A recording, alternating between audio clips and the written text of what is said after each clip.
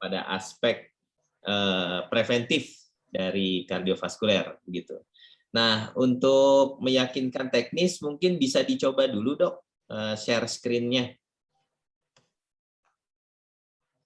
Ya, sebentar ya. Silakan.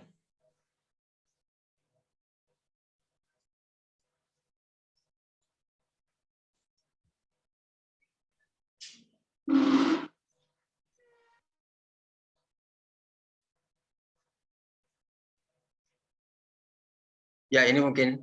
Yes, Pak baik. Ghazali.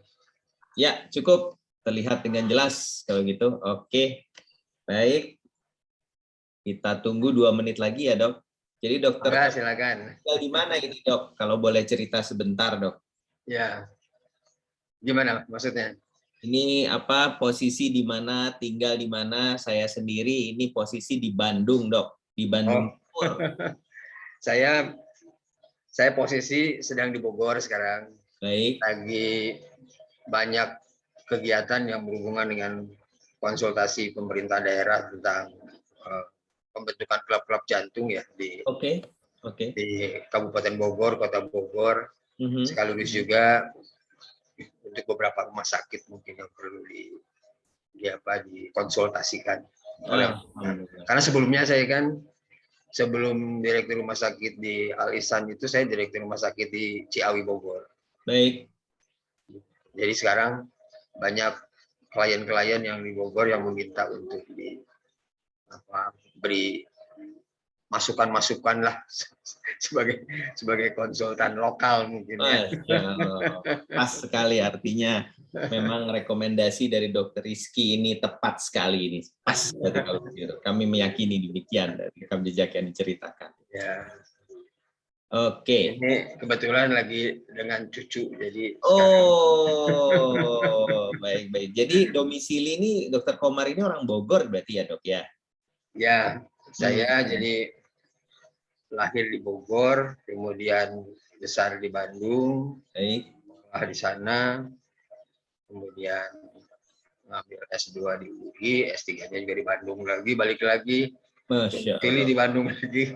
Sekarang karena keluarga anak-anak pada di Jakarta dan Bogor, kita meminta ke Bogor untuk dekat dengan mereka. Ya udah bolak-balik aja lah. Saya masih juga dapat amanat untuk membesarkan Yayasan Jantung Jawa Barat, jadi bolak-balik aja Bandung Bogor gitu. Baik. Oke, Dok, sudah pukul 8.00. Kami izin memulai ya, Dok ya, untuk tepat waktu. Baik, bismillahirrahmanirrahim. Jadi mahasiswa program studi kedokteran, sarjana kedokteran, Agvi dan kawan-kawan, kami mohon untuk bersiap, silahkan mengaktifkan video kalian sebagai salah satu bentuk partisipasi. Kedua, bersiap dengan catatan-catatannya untuk kita bisa mendapatkan suatu berkah, suatu hikmah dari topik yang disampaikan oleh Dr. Haji Komar Hanifi, Dokter MKM.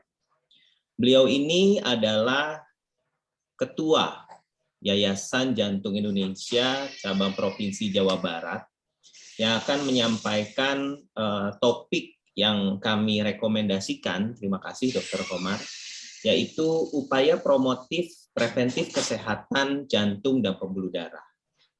Mahasiswa sekalian, kami pilihkan topik ini adalah dengan berusaha untuk berempati terhadap adanya penyakit jantung pembuluh darah ini yang saat ini masalah baik di tingkat global maupun nasional yang merupakan penyakit atrofi.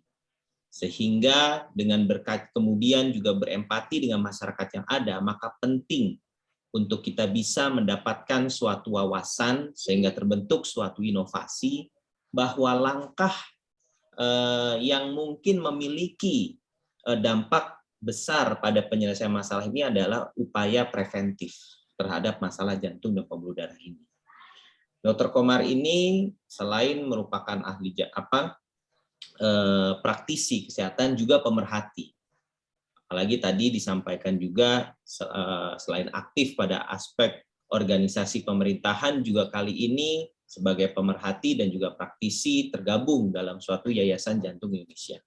Baik, tanpa mengurangi waktu lagi, kami persilahkan kepada Dr. Komar untuk menyampaikan topiknya. Mangga, silahkan, Dok. Terima kasih, Pak Ghazali. Assalamualaikum warahmatullahi wabarakatuh. Selamat pagi, saudara sekalian, mahasiswa Fakultas Kedokteran Universitas Pajajaran.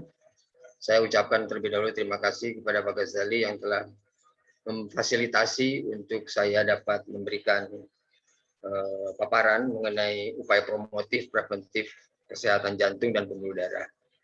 Memang pada saat ini upaya promotif dan preventif itu merupakan upaya pelayanan kesehatan yang hampir kurang tersentuh, karena baik itu faktor pelayanan kesehatan maupun faktor masyarakat yang belum terbiasa untuk menjalankan upaya promotif dan preventif.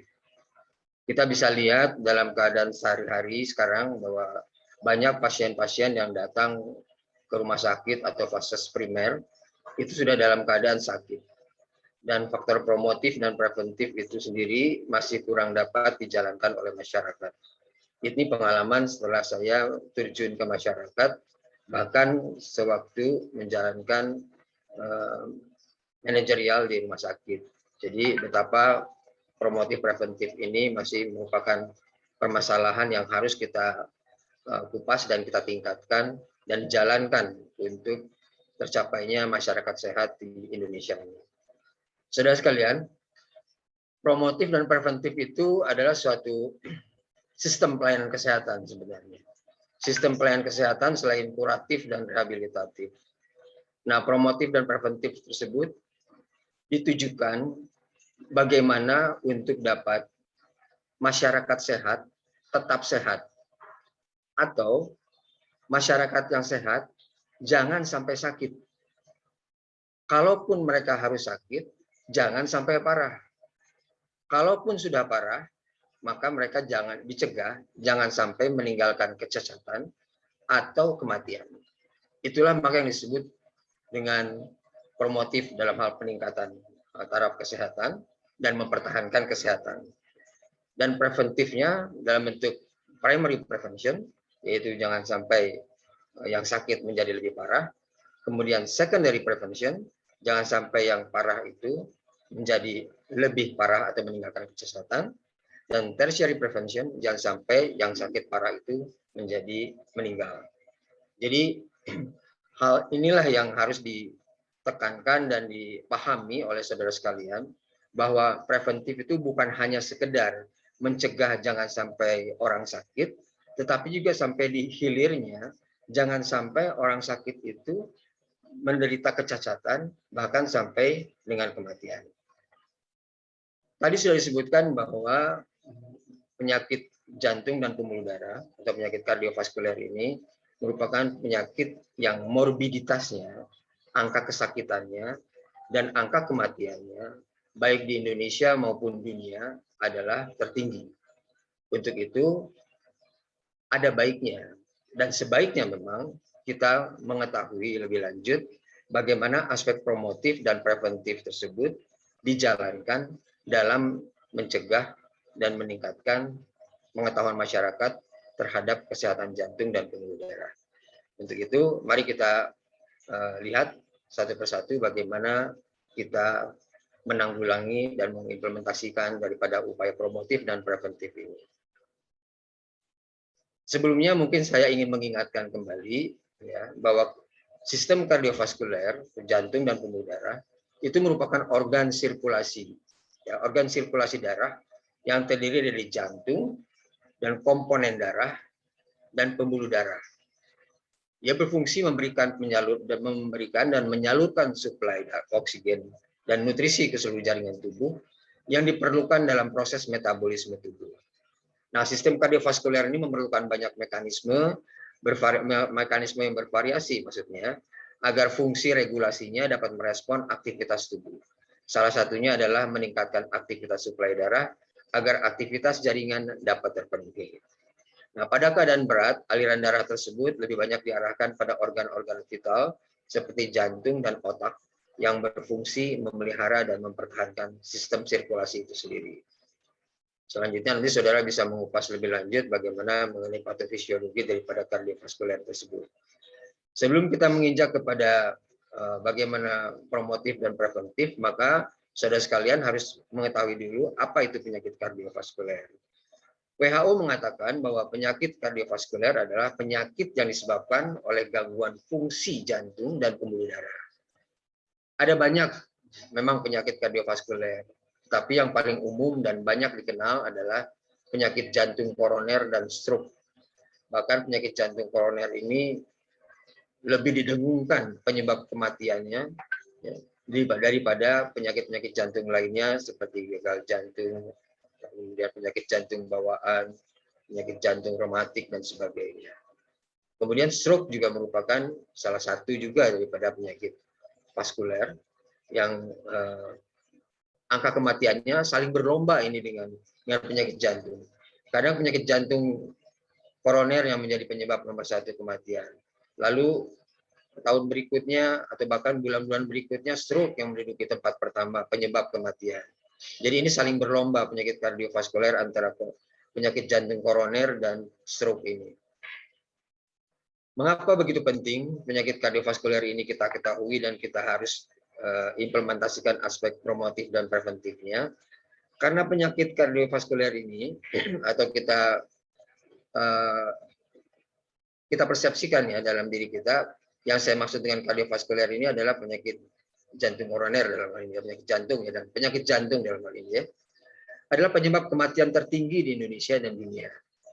Kemudian sering menyerang kelompok usia produktif, sehingga mortalitasnya menyebabkan beban ekonomi dan sosial terhadap masyarakat. Jadi usia produktif sekarang makin lama makin meningkat yang menderita penyakit jantung, disebabkan karena memang gaya hidup daripada milenial saat ini serba praktis.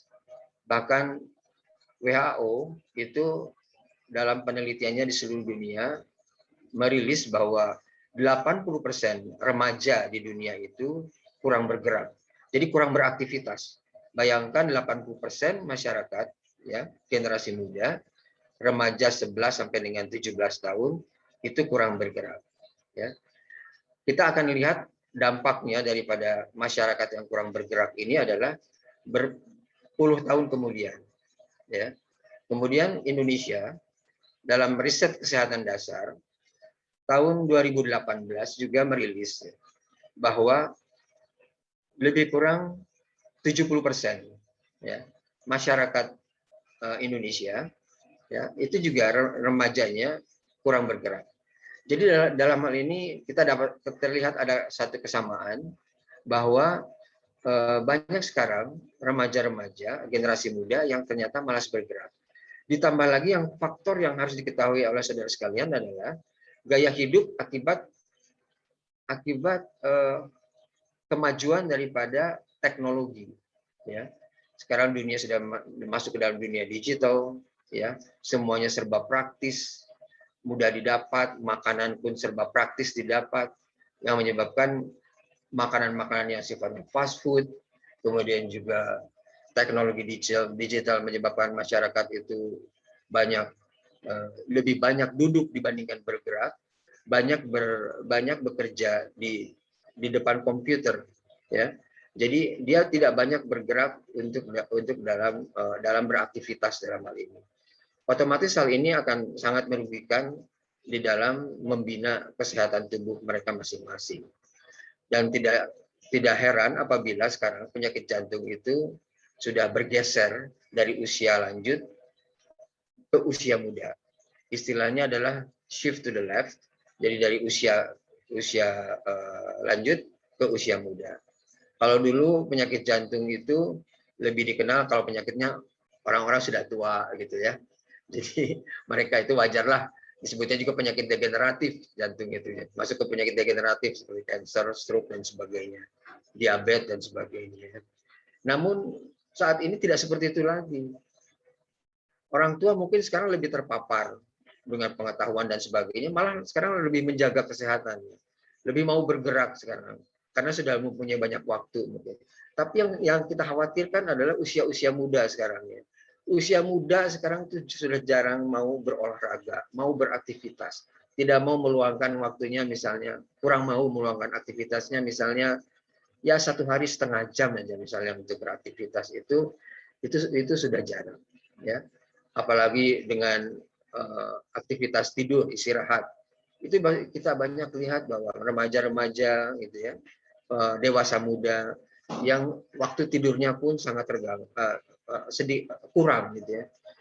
Jadi dengan waktu tidur yang kurang, makanan gaya hidup yang fast food dan sebagainya gitu ya, dan kemudian dia kurang beraktivitas, ini di dalam 10-20 tahun kemudian akan menumpuk menjadi penyakit dalam hal ini. Karena penyakit jantung pada prinsipnya inden sifatnya gitu ya. Ingatkan nih, inden sifatnya, jadi dia tidak instan. Jadi penyakit itu selalu terorganisir dengan baik, ya, terorganisir ya. Baru muncul kemudian pada saat yang telah parah gitu ya, ketika dia sudah bisa menunjukkan gejalanya, eksistensinya penyakit gitu. Nah, tidak heran pula kenapa ketika BPJS itu digulirkan ya tahun 2004, begitu banyak masyarakat yang ternyata terjaring, tercatat sangat tinggi yang datang ke rumah sakit atau ke vaskes primer atau ke rumah sakit. Itu dapat memberikan kesan kepada kita bahwa ternyata faktor untuk menjaga kesehatan, promotif preventif itu di masyarakat kurang dapat terimplementasikan dengan baik, dan bukan hanya masyarakat yang harus disalahkan oleh kita, tapi kita sebagai petugas kesehatan ya, kita sebagai masyarakat yang edukatif itu yang justru berkewajiban menginformasikan dan menerapkan bagaimana pola pelayanan kesehatan yang promotif dan preventif tersebut. Kemudian beban ekonomi tentu saja akan menjadi masalah, karena kalau sudah tidak produktif, bagaimana lagi dia bisa memberikan satu nafkah buat rumah tangganya, bahkan menolong dirinya sendiri pun dia sudah tergantung kepada orang lain, sehingga ini akan menjadi beban bagi masyarakat, baik ekonomi maupun sosial. Kemudian penyakit itu terjadi secara perlahan seiring waktu, penyakit kardiovaskuler tersebut, dan untuk itu perlu upaya promotif dan preventif dengan mengenali gejala dan faktor resikonya. Nah, ini saya ingin perlihatkan kepada saudara sekalian data penyakit kardiovaskuler ya. Ini sumbernya saya ambil dari Kementerian Kesehatan, dari Pusat Data dan Informasi. Coba saudara perhatikan ya, dari seluruh provinsi yang tertera di sini. Tolong perhatikan Jawa Barat ya. Jawa Barat itu ya mempunyai angka kesakitan ya yang tertinggi di Indonesia untuk penyakit jantung koroner ya. Untuk penyakit jantung koroner. Baik itu dari segi laporan dari diagnosis dokter maupun diagnosis yang berdasarkan gejala ya. Jadi ada diagnosis yang ditegakkan oleh dokter ya, itu baik itu dokter umum, dokter spesialis, atau diagnosis yang berdasarkan objektivitas berdasarkan gejala ya. Kita lihat bahwa Jawa Barat ini menempati tempat tertinggi ya. Kita lihat estimasi angka absolutnya itu adalah sampai 514.597 ya. Kemudian kalau berdasarkan hanya diagnosis saja, jumlah estimasi absolutnya itu sudah 160.812. Jadi Jawa Barat karena memang penduduknya tertinggi, kemudian prevalensinya 1,6%, tentu saja menyumbangkan angka tertinggi untuk penyakit kardiovaskuler ini, dan khususnya adalah penyakit jantung koroner. Ini adalah tantangan tersendiri bagi kita di Jawa Barat, bagaimana upaya promotif dan preventif itu harus digalakkan di segala lini setiap kabupaten kota dalam hal ini di Jawa Barat. Ya. Kemudian kalau kita lihat penderita penyakit gagal jantung, ya, maka Jawa Barat juga menempati urutan tertinggi ya untuk estimasi jumlah absolutnya. Ya, itu Jawa Barat ada di posisi, ada jumlahnya adalah 46.027 ya, Jawa Barat. Sementara Jawa Timur 54.826 ya. Dari segi estimasi untuk jumlah absolut Jawa Timur memang tertinggi, tetapi kalau estimasi jumlah absolut berdasarkan diagnosa dengan gejala, maka Jawa Barat secara objektif itu lebih tinggi dibandingkan dengan Jawa Timur dalam hal ini. Coba kita lihat juga penderita stroke ya. Stroke ini juga secara diagnosa yang ditegakkan maupun secara diagnosa berdasarkan gejala, Jawa Barat itu tertinggi dibandingkan dengan seluruh provinsi yang ada di Indonesia. Kemudian kalau kita lihat juga data mengenai estimasi penderita penyakit jantung koroner, gagal jantung dan stroke ya dari pasien umur lebih daripada 15 tahun, maka akan terlihat bahwa kelompok umur tertinggi itu didapatkan pada usia rata-rata 65 sampai dengan 74 tahun ya.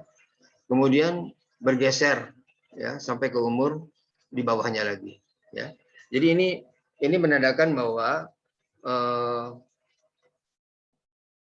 penderita dengan penyakit jantung koroner, gagal jantung maupun stroke itu selalu bergeser ya di usia produktif ya, bahkan ke usia muda ya.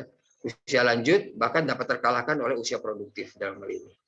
Ini menjadi dasar pemikiran kita nanti bagaimana harus banyak bergerak dari sektor promotif dan preventif. Coba kita lihat situasi kesehatan jantung pada saat ini.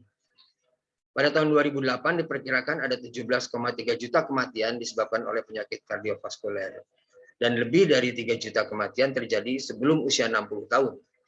Ya. Nah, kematian dini yang disebabkan penyakit jantung terjadi berkisar 4% di negara berpenghasilan tinggi dan 42% terjadi di negara berpenghasilan rendah. Ya. Nah, kita ini masih ada di yang 42%. Ya. Jadi banyak sekali. Ini menandakan bahwa ini yang di masyarakat berpenghasilan tinggi itu well educated. Ya. Kalau ini not well educated yang ini ya. Jadi 42% ini ternyata masih belum terpapar dengan pendidikan dan informasi, pengetahuan dan sebagainya. Kemudian hipertensi itu menyebabkan setidaknya 45% kematian karena penyakit jantung ya. Jadi pasien hipertensi itu 45%-nya penyebab kematian dari penyakit jantung dan 51% kematian karena penyakit stroke. Jadi kalau hipertensi ini sebetulnya berlomba-lomba ya.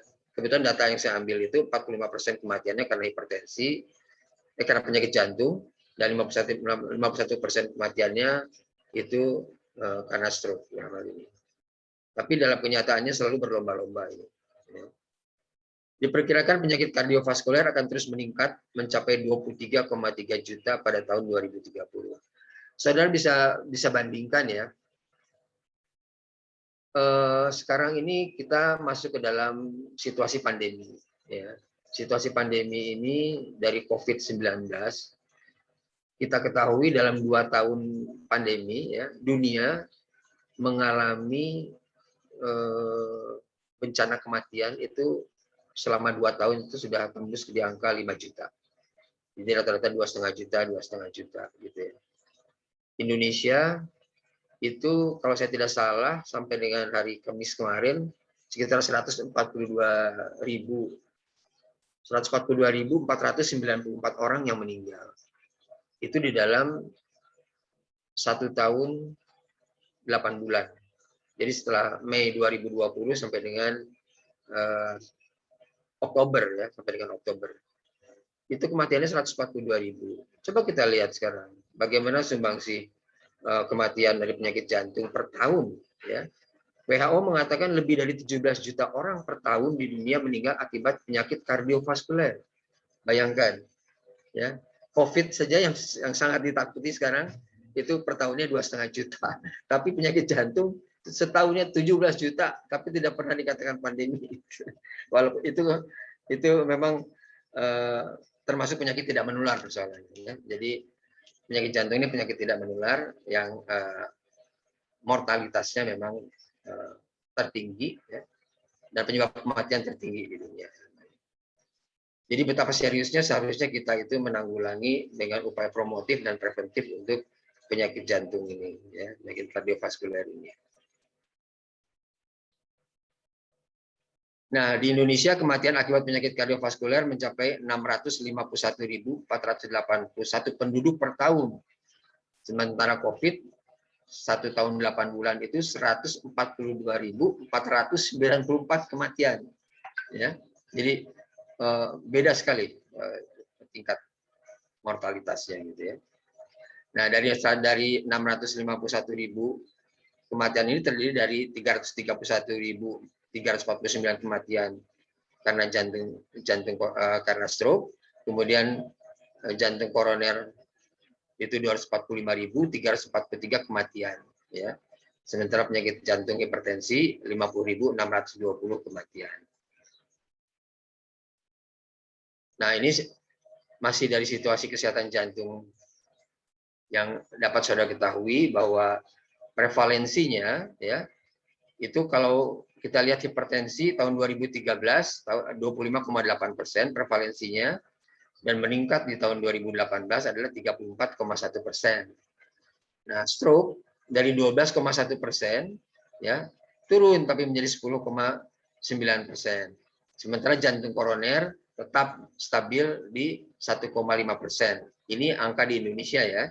Sementara di Jawa Barat itu masih tetap di 1,6% prevalensinya.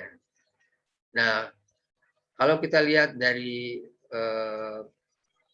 jenis kelamin, dari gendernya, maka prevalensi penyakit jantung koroner itu angka di pria adalah 1,3% prevalensinya, sementara wanita 1,6%. Nah, wanita memang secara statistik ternyata lebih tinggi dibandingkan pria, ya, apalagi pada usia-usia lanjut karena pengaruh hormonal, ya, tidak ada proteksi lagi pada wanita sehingga angkanya semakin meningkat. Dan kalau kita lihat perkotaan dan pedesaan, ternyata prevalensi penyakit jantung koroner di perkotaan itu lebih tinggi dibandingkan di pedesaan. Ini semua menjadikan informasi bagi kita bagaimana nanti kita harus melaksanakan upaya promotif dan preventif tersebut. Coba saudara lihat sekarang daripada biaya penanggulangan BPJS, ya. Penyakit jantung koroner, ya, itu pada tahun 2014 BPJS mengeluarkan anggaran sebesar 4,4 triliun. Dan tahun 2016 itu meningkat menjadi 7,4 triliun. Dan di tahun 2018 menjadi 9,3 triliun. Ini menginformasikan kepada kita bahwa penyakit jantung koroner itu selain yang tertinggi, morbiditasnya tinggi, ya, kemudian biayanya juga tinggi, ya, kemudian penderitanya semakin lama semakin banyak.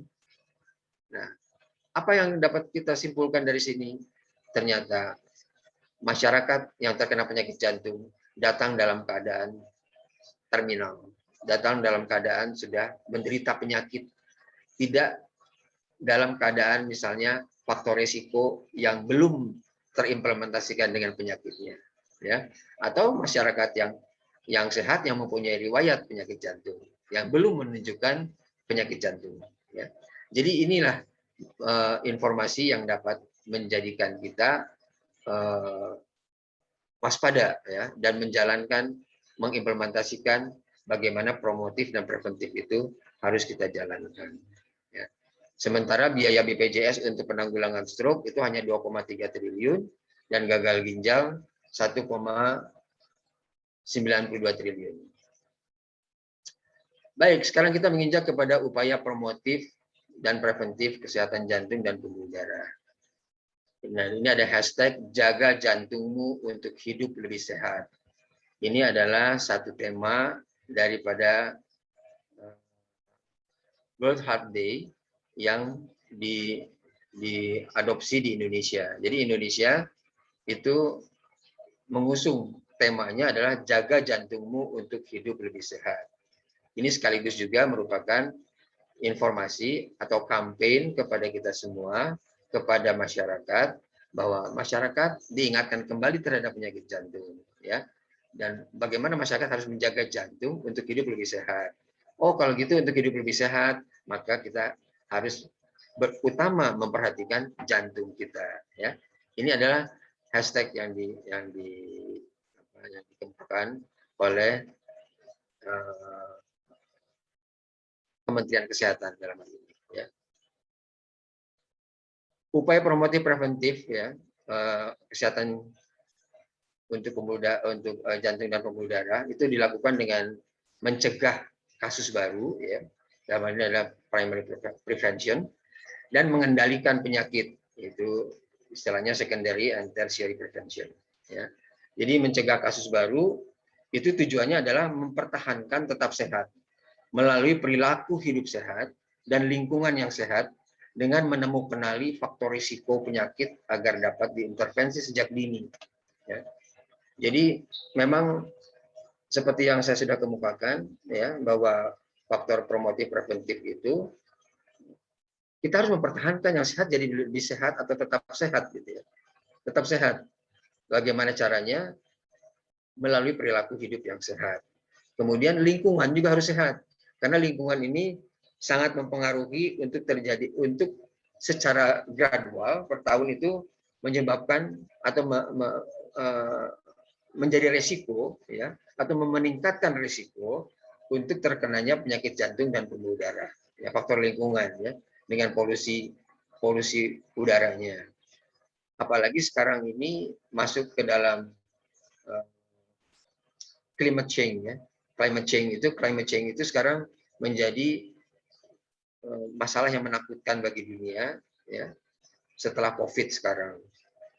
Jadi perubahan iklim, perubahan cuaca dicetuskan juga oleh polusi dengan penebangan hutan, ya, kebakaran hutan, lalu industri tambang dan sebagainya, ya, penambangan itu banyak berkontribusi terhadap climate change dalam hal ini. Ya, ini sangat ditakuti sekarang akan menimbulkan lagi biaya yang lebih besar nantinya apabila penyakit-penyakitnya sudah termanifestasi. Nah, tadi saya kemukakan bahwa upaya untuk meningkatkan dan mempertahankan kesehatan itu melalui perilaku untuk hidup sehat. Nah, upaya promotif preventif yang dilaksanakan oleh Kementerian Kesehatan itu digalakkan melalui pengembangan perilaku, istilahnya cerdik kalau dari Kementerian Kesehatan, ya. Jadi cerdik itu supaya nanti saudara sekalian bisa mudah menangkap, kemudian mudah pula untuk memaparkan kepada masyarakat, intinya. Yang dimaksudkan cerdik adalah coba masyarakat cek kesehatan Anda secara berkala, ya. Paling tidak pemeriksaan yang berkala itu tekanan darahnya, ya. Lalu gula darah, ya. Kemudian indeks massa tubuh, dalam hal ini adalah kontrol berat badan, jangan sampai berlebih, ya. Ini indeks massa tubuh nanti kalau saudara sekalian berbicara di masyarakat, bicaranya adalah jaga berat badan sampai jangan berlebih, gitu, ya. Dan lemak darah setiap 6 bulan, paling tidak 6 bulan lah, sampai dengan setahun sekali, gitu, ya. Kemudian E-nya adalah enyahkan asap rokok dengan penerapan kawasan tanpa rokok, ya.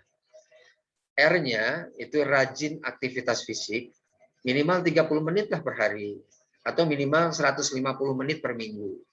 Jadi paling tidak satu hari 30 menit, satu minggu paling tidak luangkanlah 5 hari, gitu, ya, untuk berolahraga, beraktivitas, ya.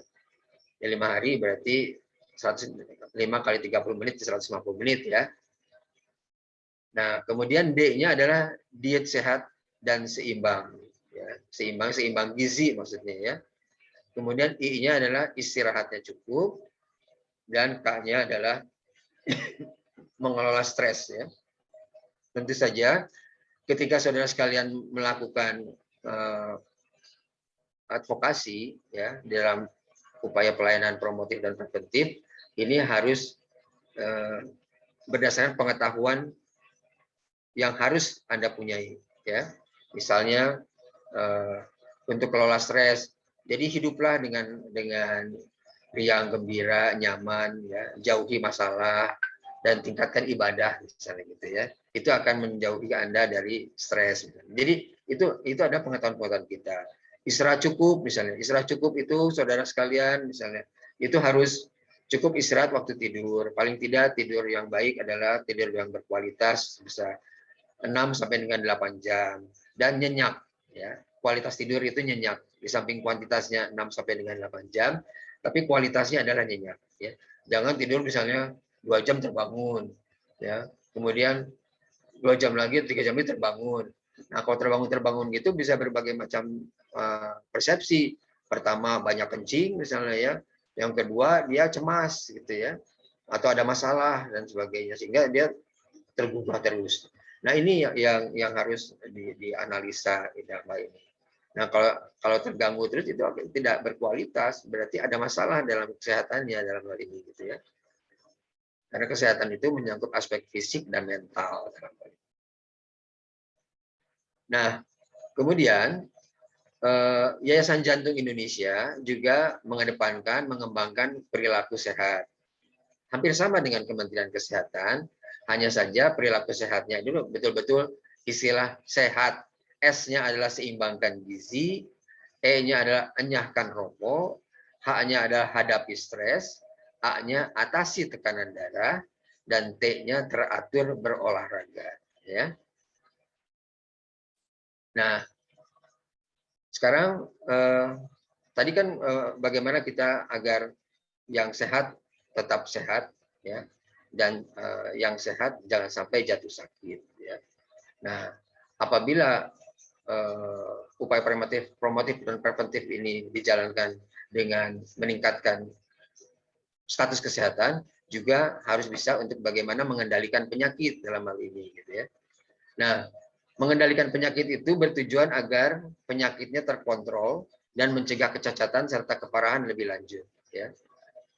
Maka yang kita harus informasikan kepada masyarakat adalah, coba kalau masyarakat itu upayakan mengikuti program BPJS.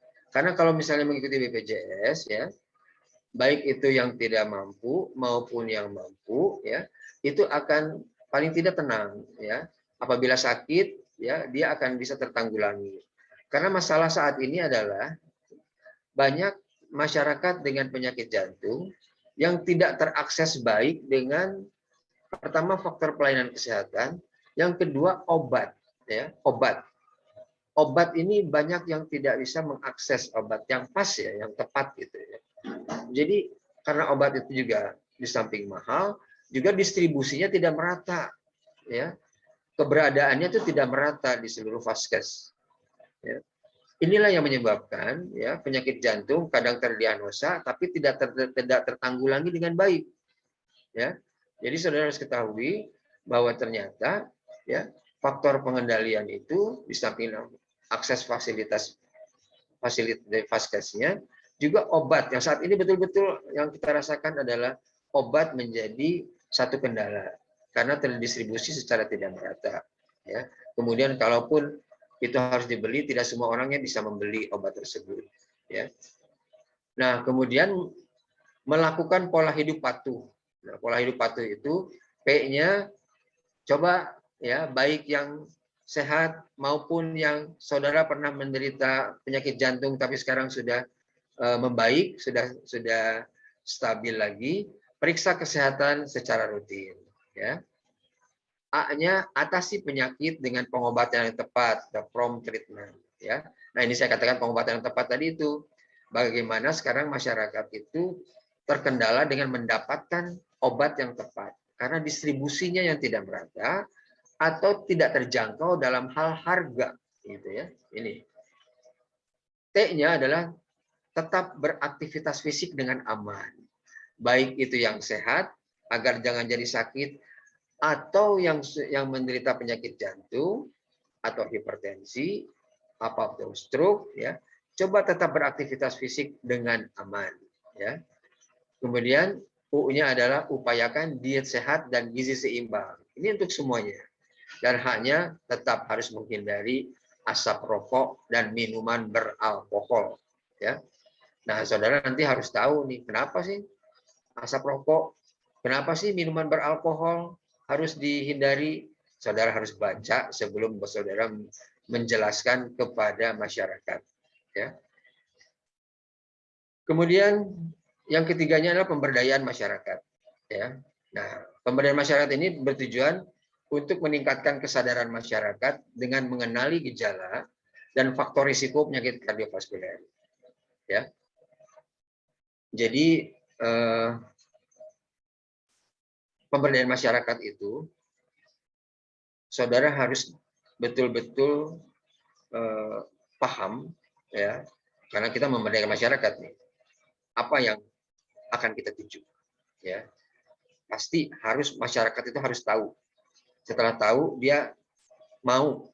Setelah dia mau, dia mampu, ya.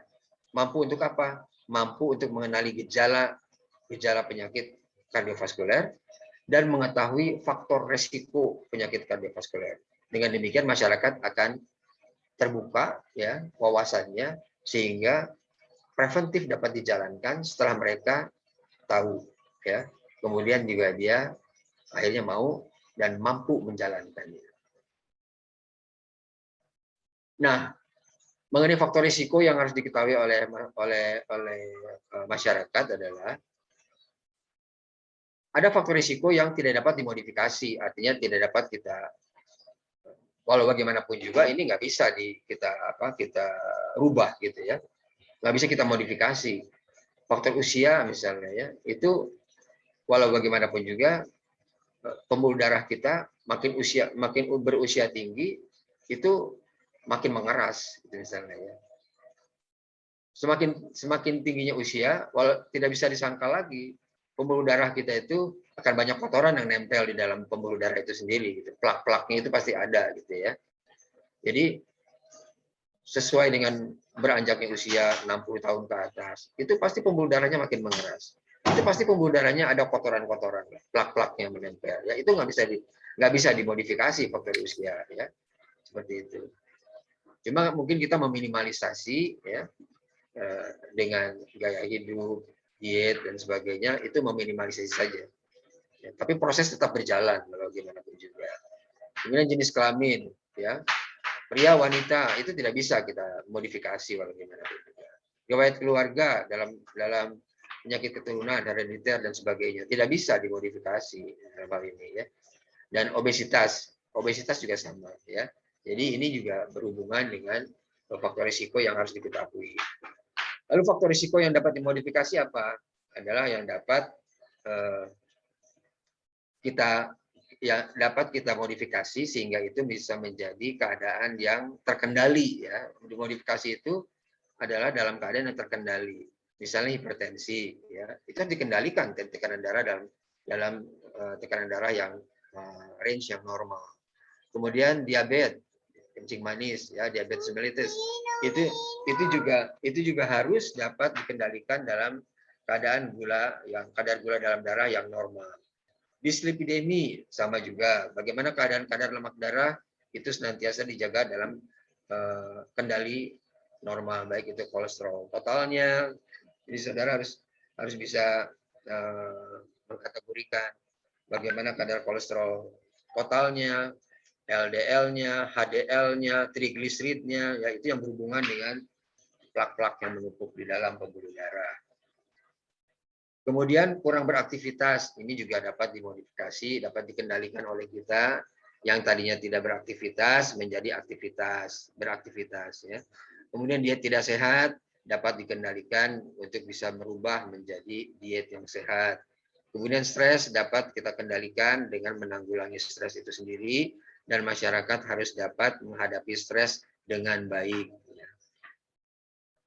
Nah, sekarang setelah kita tahu apa itu upaya promotif dan preventifnya, bagaimana sekarang promotif dan preventif tersebut diimplementasikan di masyarakat. Ya. Upaya promotif dan preventif di masyarakat harus senantiasa kita berikan dalam dua tingkatan, dua kategori. Ya. Kita melakukan promotif preventif itu ada di tingkat individu dan tingkat masyarakat. Ya.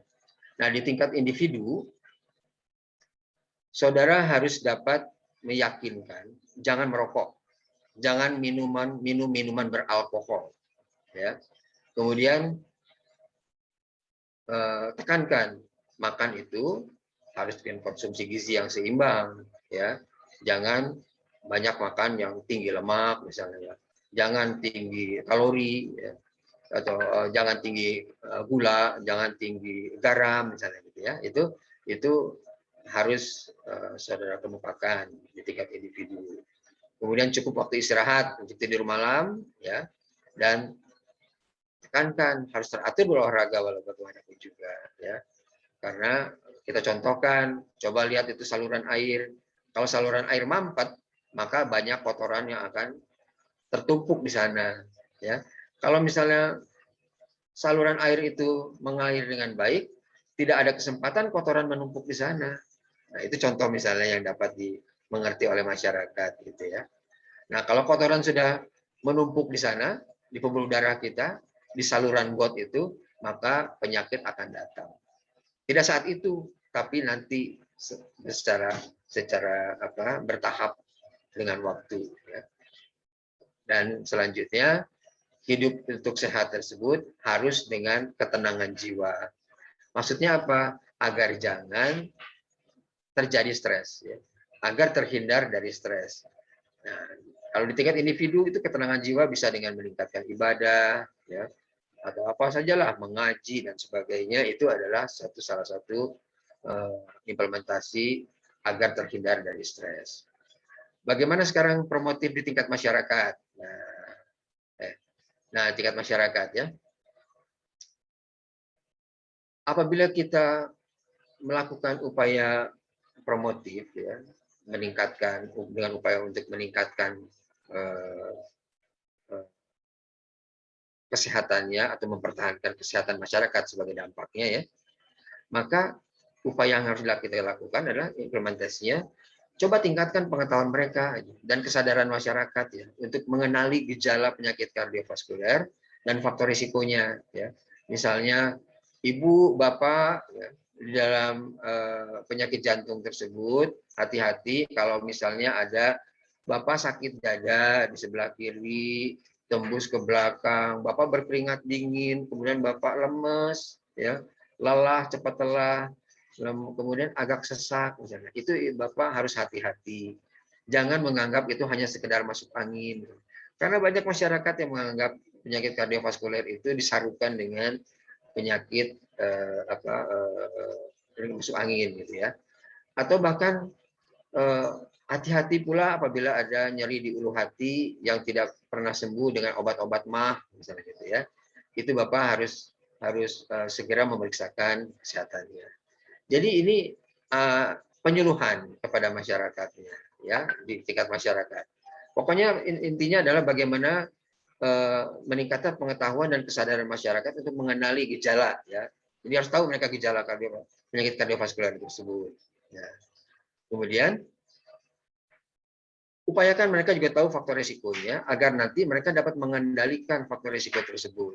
Paling tidak kalau dia sudah tahu ada faktor risiko, dia akan meminimalisasi atau menghindari daripada dampak daripada faktor risiko tersebut. Ya.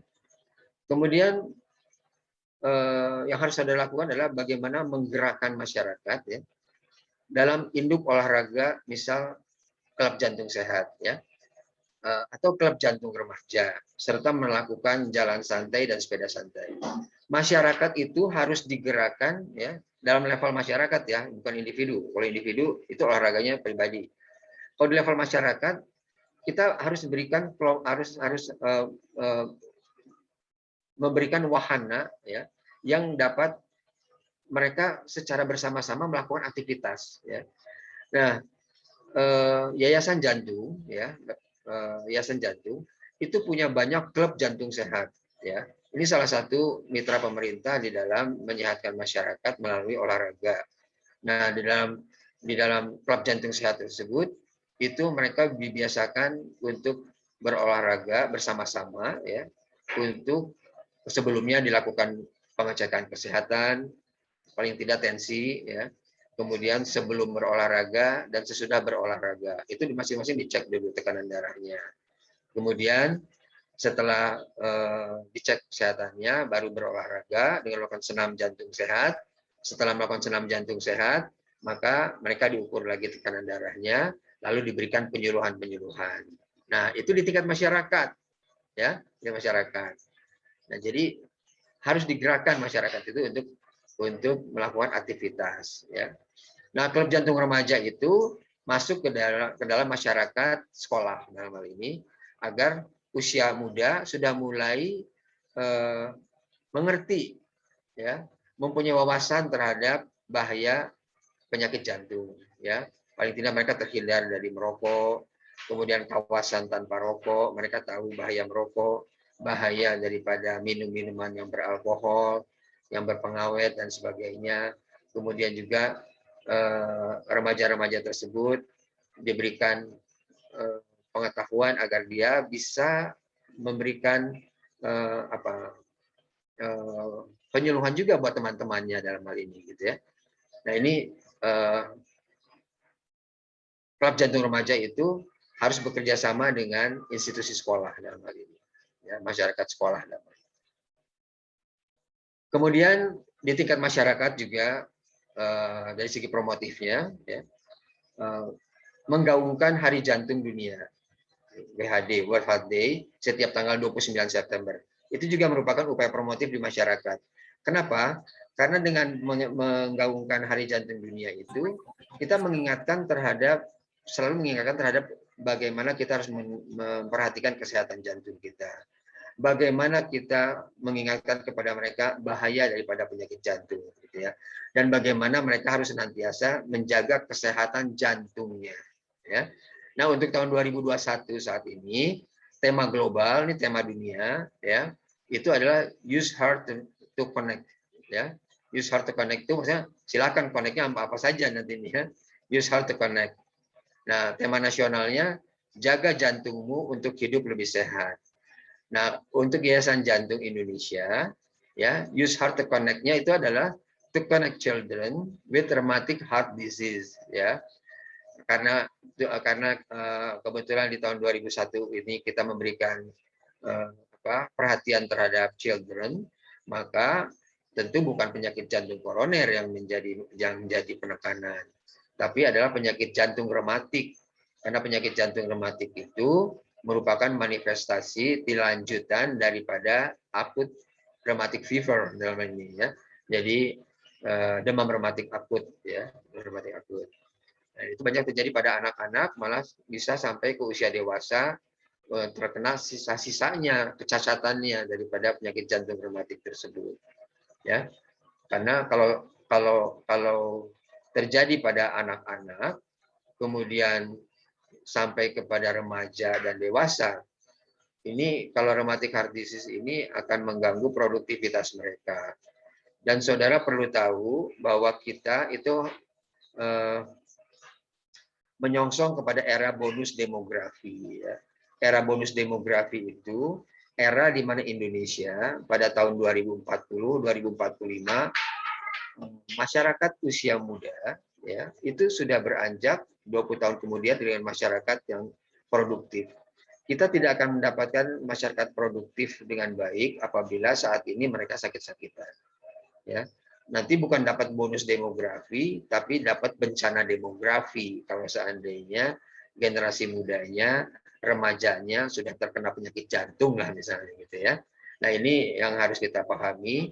Kita harus menyongsong era bonus demografi di tahun 2040 dan di tahun 2045. kita harus mendapatkan masyarakat yang dapat bersaing dengan masyarakat dunia dalam hal ini.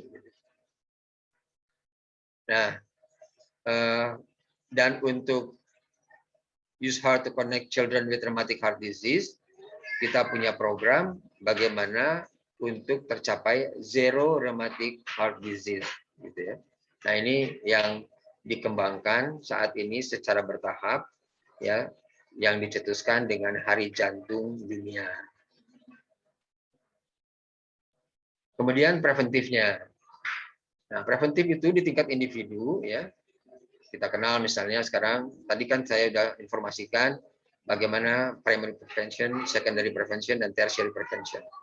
Nah, di tingkat individu, ya, primary prevention itu, ya, kan menjaga agar tidak sakit, atau yang sehat tetap sehat, gitu kan? Dan sehat lebih sehat lagi, gitu. Itu primary prevention, ya. Jadi di dalam upaya preventifnya adalah hindarkan perokok aktif atau perokok pasif. Nah, perokok pasif itu mencetuskan untuk tercetusnya cardiovascular disease, ya, cardiovascular. Sama perokok aktif juga sama, ya, yaitu mempunyai satu resiko yang sama, gitu ya, untuk terkena cardiovascular disease. Ya. Jadi hindarkan itu sebagai perokok. Kemudian tidur malam yang berkualitas, ya, 6-8 jam dan nyenyak. Lalu hindari makanan yang berkadar gula tinggi, kadar garam tinggi, dan kadar lemak tinggi. Selanjutnya coba informasikan kepada mereka, ya, kita informasikan bahwa Anda harus cek kesehatan minimal gula darah, lemak darah, dan berat badan. Ya. Lalu teratur berolahraga dan hadapi stres dengan baik. Lalu ikuti BPJS, ya. Itu ketika individu harus ikuti BPJS. Karena dengan BPJS maka kendala yang tadi akses terhadap fasilitas kesehatan, akses terhadap obat itu dapat terminimalisir, ya. Minimal kendala-kendala itu dapat kita atasi kalau kita mengikuti BPJS. Lalu secondary prevention di tingkat individu, ya. Itu karena secondary prevention tujuannya adalah yang yang sakit jangan sampai parah, ya. Jangan sampai lebih parah lagi, maka pengobatan yang tepat harus kita berikan kepada mereka. Itu prompt treatment, ya. Kalau istilah di dalam kesehatan itu untuk mengobati pasien adalah early diagnosis and prompt treatment. Bagaimana kita mendiagnosis secara cepat, secara dini, kemudian memberikan pengobatan dengan tepat, ya. Nah, di secondary prevention itu karena kita mencegah jangan sampai yang sakit itu jadi lebih parah, maka harus diberikan pengobatan yang tepat, ya, pengobatan yang tepat. Kemudian memodifikasi faktor risiko dengan diet dan pengobatan, ya. Karena kalau misalnya yang sudah terlanjur sakit, maka pengobatan yang harus diberikan. Pengobatan itu bukan berarti itu masuk ke dalam kuratif, ya. Tidak selalu harus masuk ke dalam kuratif. Tapi kuratif yang bisa memberikan dampak preventif, maka disebut secondary prevention, ya. Preventifnya terhadap apa? Kejadian yang lebih parah. Selanjutnya adalah rehabilitasi dengan aktivitas fisik yang aman dan melakukan pengukuran detak jantung atau denyut nadi pasca aktivitas, ya. Ini secondary prevention. Nah, sebagai panduan saudara untuk mengukur denyut nadi itu, ya, denyut adalah panduannya pertama denyut nadi maksimal dikurangi dengan usia, ya. Misalnya denyut nadi maksimal itu dipakai angka 220. Misalnya usianya 60, ya. Jadi 220 dikurangi 60 sama dengan 160. Denyut nadi ideal itu ada di antara 50 sampai dengan 85%. Nah, misal kalau 50% kali 160 itu 80 denyut nadi per menit, dan kalau 85% itu 85% kali 160 sama dengan 136. Jadi nadi ideal itu ada di antara 80 sampai dengan 136, ya. Tergantung ini 50 sampai 85% ini range, ya. Jadi ada pasien misalnya pasien dengan setelah sembuh dari penyakit jantung misalnya gitu ya. Tapi kan dia tetap harus berolahraga yang aman. Maka denyut nadinya kalau dia dikatakan ideal, tapi ideal dalam keadaan standar dia pasca penyakit jantung misalnya gitu ya.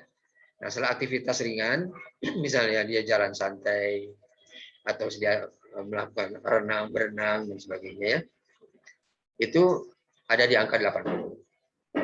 Nah, 136 ini ada di angka yang beraktivitas fisik dengan baik.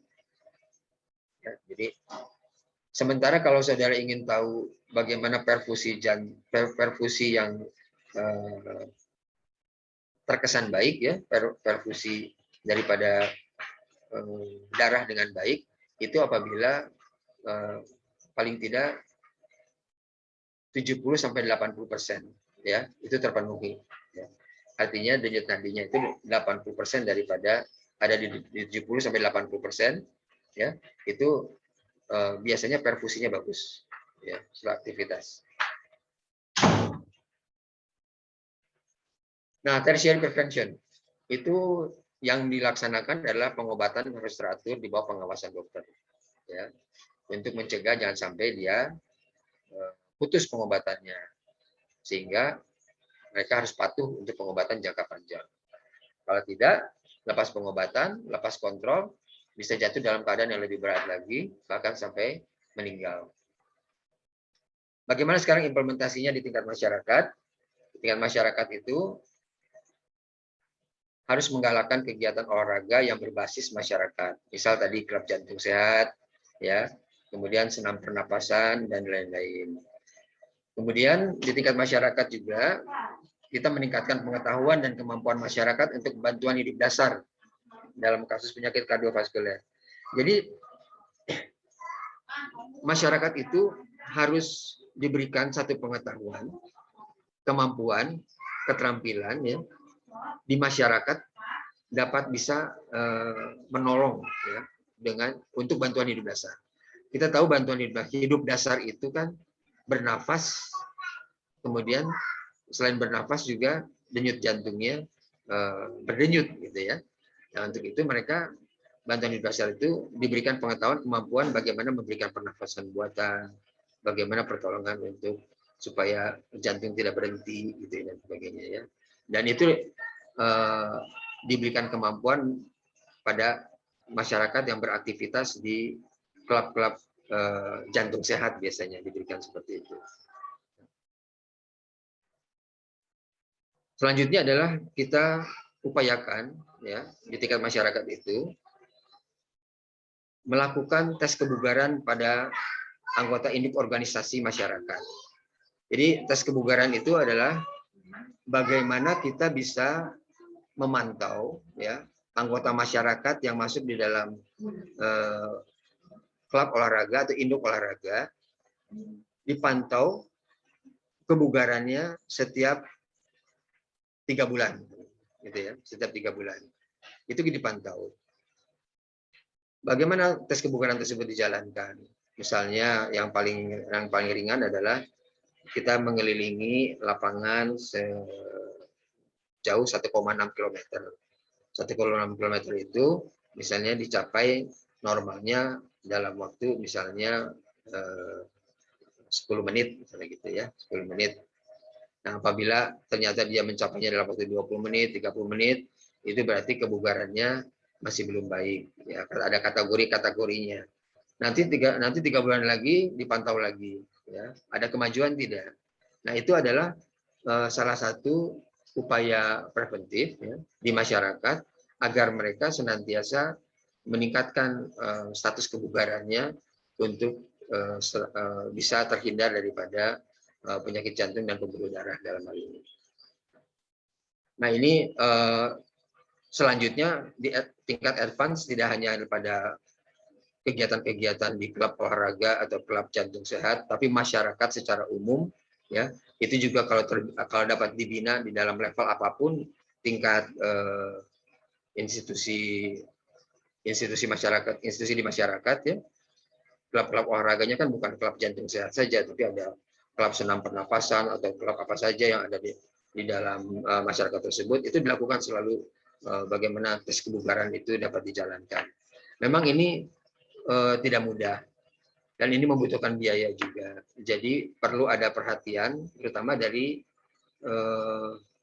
institusi, dari kementerian, lembaga, kemudian dari pemerintah daerah, gitu ya, sampai ke tingkat kecamatan, tingkat puskesmas yang menjalankan, gitu ya. Itu sebetulnya dapat dijalankan, tetapi sampai saat ini yang saya ketahui itu belum membumi ya untuk tes kebugaran tersebut. Padahal itu sangat penting untuk memfollow up status kebugaran daripada masyarakat. Selanjutnya adalah pengecekan tekanan darah secara berkala bagi anggota induk olahraga masyarakat yang dilakukan oleh medis puskesmas. Jadi setiap institusi olahraga yang ada di masyarakat, upayakan anggotanya banyak, ya.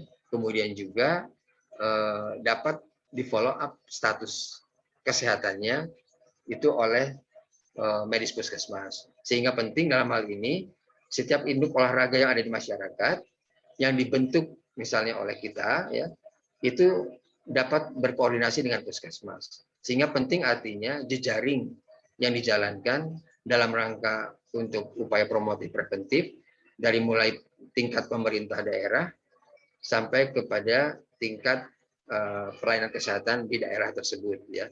Yang paling ujung adalah di tingkat puskesmas, ya, kecamatan, kelurahan, ya, untuk berkoordinasi dengan medis puskesmas. Nah, itulah mungkin yang dapat saya sampaikan di dalam upaya dan implementasi daripada promotif dan preventif, baik itu di tingkat individu dan masyarakat. Intinya adalah bagaimana dengan promotif preventif itu kita terutama di bidang kardiovaskuler, ya, meningkatkan daripada masyarakat, individu dan masyarakat, ya, agar senantiasa sehat dan meningkatkan kesehatannya untuk terhindar daripada penyakit jantung dan pembuluh darah.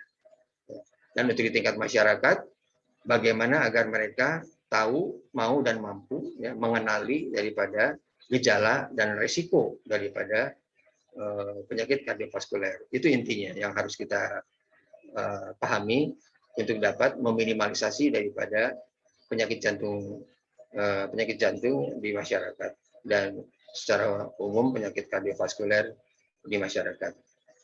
Demikian mungkin yang dapat saya sampaikan dalam pertemuan sesi upaya promotif preventif kesehatan kardiovaskuler, dan apabila ada yang ingin ditanyakan maka silahkan untuk dapat disampaikan kepada saya.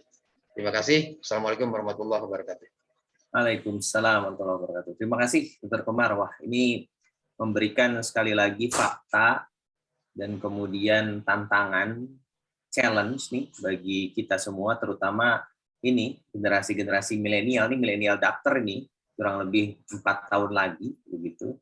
Maka challenge-nya ini tentunya perlu dijawab dari inovasi-inovasi dari dokter milenial ini. Mangga, kami persilahkan Livia dan kawan-kawan untuk bisa memberikan komentar, pertanyaan, atau lainnya dari apa yang disampaikan oleh Dr. Komar. Kami persilahkan. Silakan, Liv. Baik, terima kasih banyak Dr. Rozali dan juga Dr. Komar. Sebelumnya mohon maaf kalau suaranya kurang enak didengar karena saya sedang kurang sehat, tapi salam kenal, nama saya Livia, Dok. Di sini saya mungkin berterima kasih juga kepada Dr. Komar atas insight yang luar biasa ya, Dok. Jadi memberikan kita gimana sih caranya supaya bisa berinteraksi langsung, nggak cuma dengan individu tapi juga dengan masyarakat. Tapi ada beberapa yang masih ingin saya tanyakan ya, Dok. Yang pertama itu terkait, kalau boleh tahu sebenarnya kesulitan saat ini yang dihadapi oleh Yayasan Jantung dalam melakukan tindak preventif dan bisa dibilang dari bidang memberikan edukasinya ke masyarakat itu sebenarnya kesulitannya apa sih, Dok, untuk tahap sekarang ini khususnya di era pandemi ya, Dok. Kemudian yang kedua, kalau semisal dari apa yang saya rasakan dan kebetulan kemarin juga ada beberapa teman yang melakukan campaign, itu mungkin yang saat ini dirasakan itu adalah hanya memberikan dampak pada saat melakukan campaign tersebut. Sehingga usaha yang kita lakukan seperti Contohnya menyongsong World Health Day itu hanya dilakukan pada masa itu. Kalau boleh tahu apakah ada tips dari Dr. Komar agar masyarakat yang kita edukasi itu tidak hanya dari awal saja, tapi juga bisa memberikan dampak secara berkelanjutan seperti itu. Kemudian yang ketiga, bagaimana sih Dok caranya kita itu menghadapi atau overcome terhadap masyarakat yang biasanya itu bisa dibilang lebih memperhatikan pekerjaan, kemudian juga lifestyle yang enak sekarang dibandingkan dengan di masa depan. Mungkin itu saja Dok, terima kasih.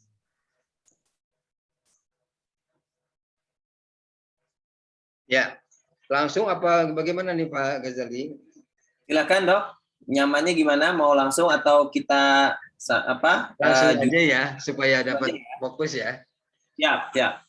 Baik, Livia bagus pertanyaannya ya. Jadi sudah bisa kira menangkap nih kira-kira bagaimana yang harus dilakukan dengan keadaan masyarakat milenial, remaja dan dewasa muda saat ini ya, yang harus menjaga dari kesehatan jantung tersebut. Nah, untuk pengalaman kami di Yayasan Jantung ya, kesulitan pada saat ini di dalam upaya promotif preventif itu adalah pertama kan kita masuk dalam keadaan pandemi ya. Dalam pandemi ini otomatis kita menghindari suasana berkumpul ya, suasana berkumpul, kerumunan itu tidak diperbolehkan. Nah, memang awalnya pada waktu pandemi ini ketat ya, awalnya ketat, kita tidak melakukan hal yang menyebabkan kerumunan masyarakat. Tapi ketika sudah berkurang ya, kita lihat levelnya turun menjadi level 3 gitu ya. Kita mulai untuk melakukan lagi penyuluhan kepada masyarakat dan melakukan penggerakan masyarakat. Nah, ketika kita minta izin kepada Satgas Covid juga waktu itu untuk senam jantung, ternyata diperbolehkan oleh mereka gitu ya. Jadi tetap saja kita juga meminta izin kepada Satgas dalam hal ini Satgas Covid agar dapat tetap menjalankan daripada kegiatan yang berhubungan dengan penggerakan masyarakat. Nah, tentu saja yang masalahnya adalah ketika harus mereka tes PCR ya dalam hal ini, atau misalnya swab antigen lah, paling tidak kan kalau kita menjalankan itu harus aman ya dalam hal ini ya. Jadi itu salah satu kendalanya ya. Tapi memang walaupun diikuti nggak banyak, tetapi tetap terjalankan dalam hal ini ya. Jadi tes antigen juga ada yang sudah menjalankan dan kemudian ikut di dalam kegiatan-kegiatan klub jantung sehat ya. Itu dalam keadaan pandemi ya. Jadi klub jantung sehat dengan kegiatannya tetap berjalan di pandemi ini walaupun pesertanya menurun dalam hal ini. Yang kedua, kesulitannya adalah untuk memberikan dampak menyeluruh terhadap masyarakat ya. Klub jantung sehat itu harusnya semakin banyak diikuti oleh masyarakat ya. Nah, klub jantung sehat tersebut ada di setiap kabupaten kota, bahkan di setiap kecamatan. Nah, sampai saat ini ternyata tidak seluruhnya kecamatan ada klub jantung sehat. Masalahnya adalah belum terpaparnya mereka ya terhadap apa itu klub jantung sehat ya, karena keterbatasan daripada kepengurusan dalam hal ini di dalam mobilitasnya. Nah, selanjutnya masyarakat yang mengikuti itu banyaknya adalah usia-usia yang pertengahan sampai usia lanjut ya. Kebanyakan malah usia lanjut karena memang sudah bisa menyisihkan waktu.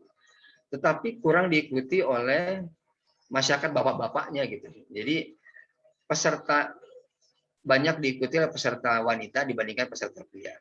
Harusnya itu berimbang. Walaupun memang ternyata penyakit jantung tersebut ya kita lihat tadi 1,6% prevalensinya ada pada wanita, 1,3% pada laki-laki gitu ya. Tetapi ini kalau dalam masyarakat itu selalu harus menyatu antara pria wanita, pasangan, suami istri dan sebagainya gitu. Suami istri, anak dan sebagainya. Nah, ini masih belum diikuti oleh secara utuh dalam bentuk keluarga. Jadi kepesertaan wanita ternyata masih jauh lebih banyak dibandingkan kepesertaan pria. Sebagai contoh misalnya jumlah anggota yang mengikuti Klub Jantung Sehat ini di Jawa Barat ada lebih kurang 32.000, ya, 32.000. Nah, yang diikuti oleh prianya itu masih sekitar 15% daripada 32.000 tersebut, gitu. Dan sisanya itu adalah kaum wanita. Nah, gitu ya. Jadi ini memperlihatkan bahwa belum ada satu pemerataan gitu ya dalam kepesertaan. Nah, selanjutnya juga di dalam Klub Jantung Sehat tersebut, ya, kegiatannya sebetulnya bukan hanya senam jantung sehat saja, tetapi juga ada kegiatan yang berhubungan dengan sepeda santai yang dihubungkan dengan masyarakat misalnya, ya. Jadi gebiarnya adalah gebiar masyarakat. Klub jantung itu harusnya nanti gebiarnya gebiar masyarakat. Makanya itu adalah upaya promotif preventif di tingkat masyarakat. Gebiar di tingkat masyarakat itu nanti memancing mereka untuk mengetahui, kemudian mau ikut serta, ya, dengan ada jalan santai, sepeda santai yang diikuti oleh pemerintah daerah. Nah, hanya saja sekarang pemerintah daerah itu juga sendiri ada yang sudah well informed mengenai hal ini, ada juga yang masih belum well informed mengenai kegiatan-kegiatan Klub Jantung Sehat yang harus diikuti, ya. Tapi umumnya mereka mendukung dengan baik kegiatan-kegiatan tersebut. Jadi itu kira-kira masalah-masalah yang ada di Yayasan Jantung gitu ya. Di dalam pertama adalah di dalam kepesertaannya, kemudian dalam pembentukan Klub Jantung Sehat di tiap kabupaten kota yang dalam hal ini masih ada yang sudah terbentuk, ada yang belum terbentuk gitu ya. Karena di Jawa Barat sekarang Klub Jantung Sehat tersebut ada lebih kurang 676 klub jantung sehat, ya. Dan itu masih harus lebih ditingkatkan lagi, ya. Kemudian mengenai kampanye, memang kampanye itu terasanya adalah pada waktu itu saja gitu kampanye. Padahal kampanye tersebut harusnya berdampak. Tujuan kampanye itu adalah untuk dapat mengingatkan sebetulnya kepada masyarakat, ya, akan bahayanya penyakit jantung, kemudian mengingatkan akan pentingnya jantung kita, bahwa jantung kita itu adalah inti daripada kehidupan, gitu ya. Kemudian dengan jantung kita juga kita harus empati dengan orang lain, gitu ya, dengan orang lain yang menderita penyakit jantung. Nah, pada saat itu memang kalau hanya gebiar ya, itu tidak itu kurang akan ada gregetnya. Tapi paling tidak harus tahu 1 tahun sekali itu diingatkan. Masyarakat itu akan teringatkan kembali gitu, akan pentingnya itu.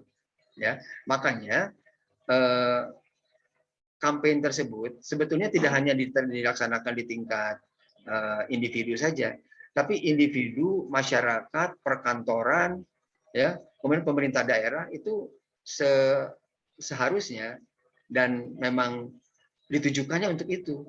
Jadi merupakan partisipasi, ya, seluruh stakeholdernya agar mengingatkan itu kembali, mengingatkan bahwa sangat penting kesehatan jantung, bagaimana menjaga jantung sehat, gitu kan, ya.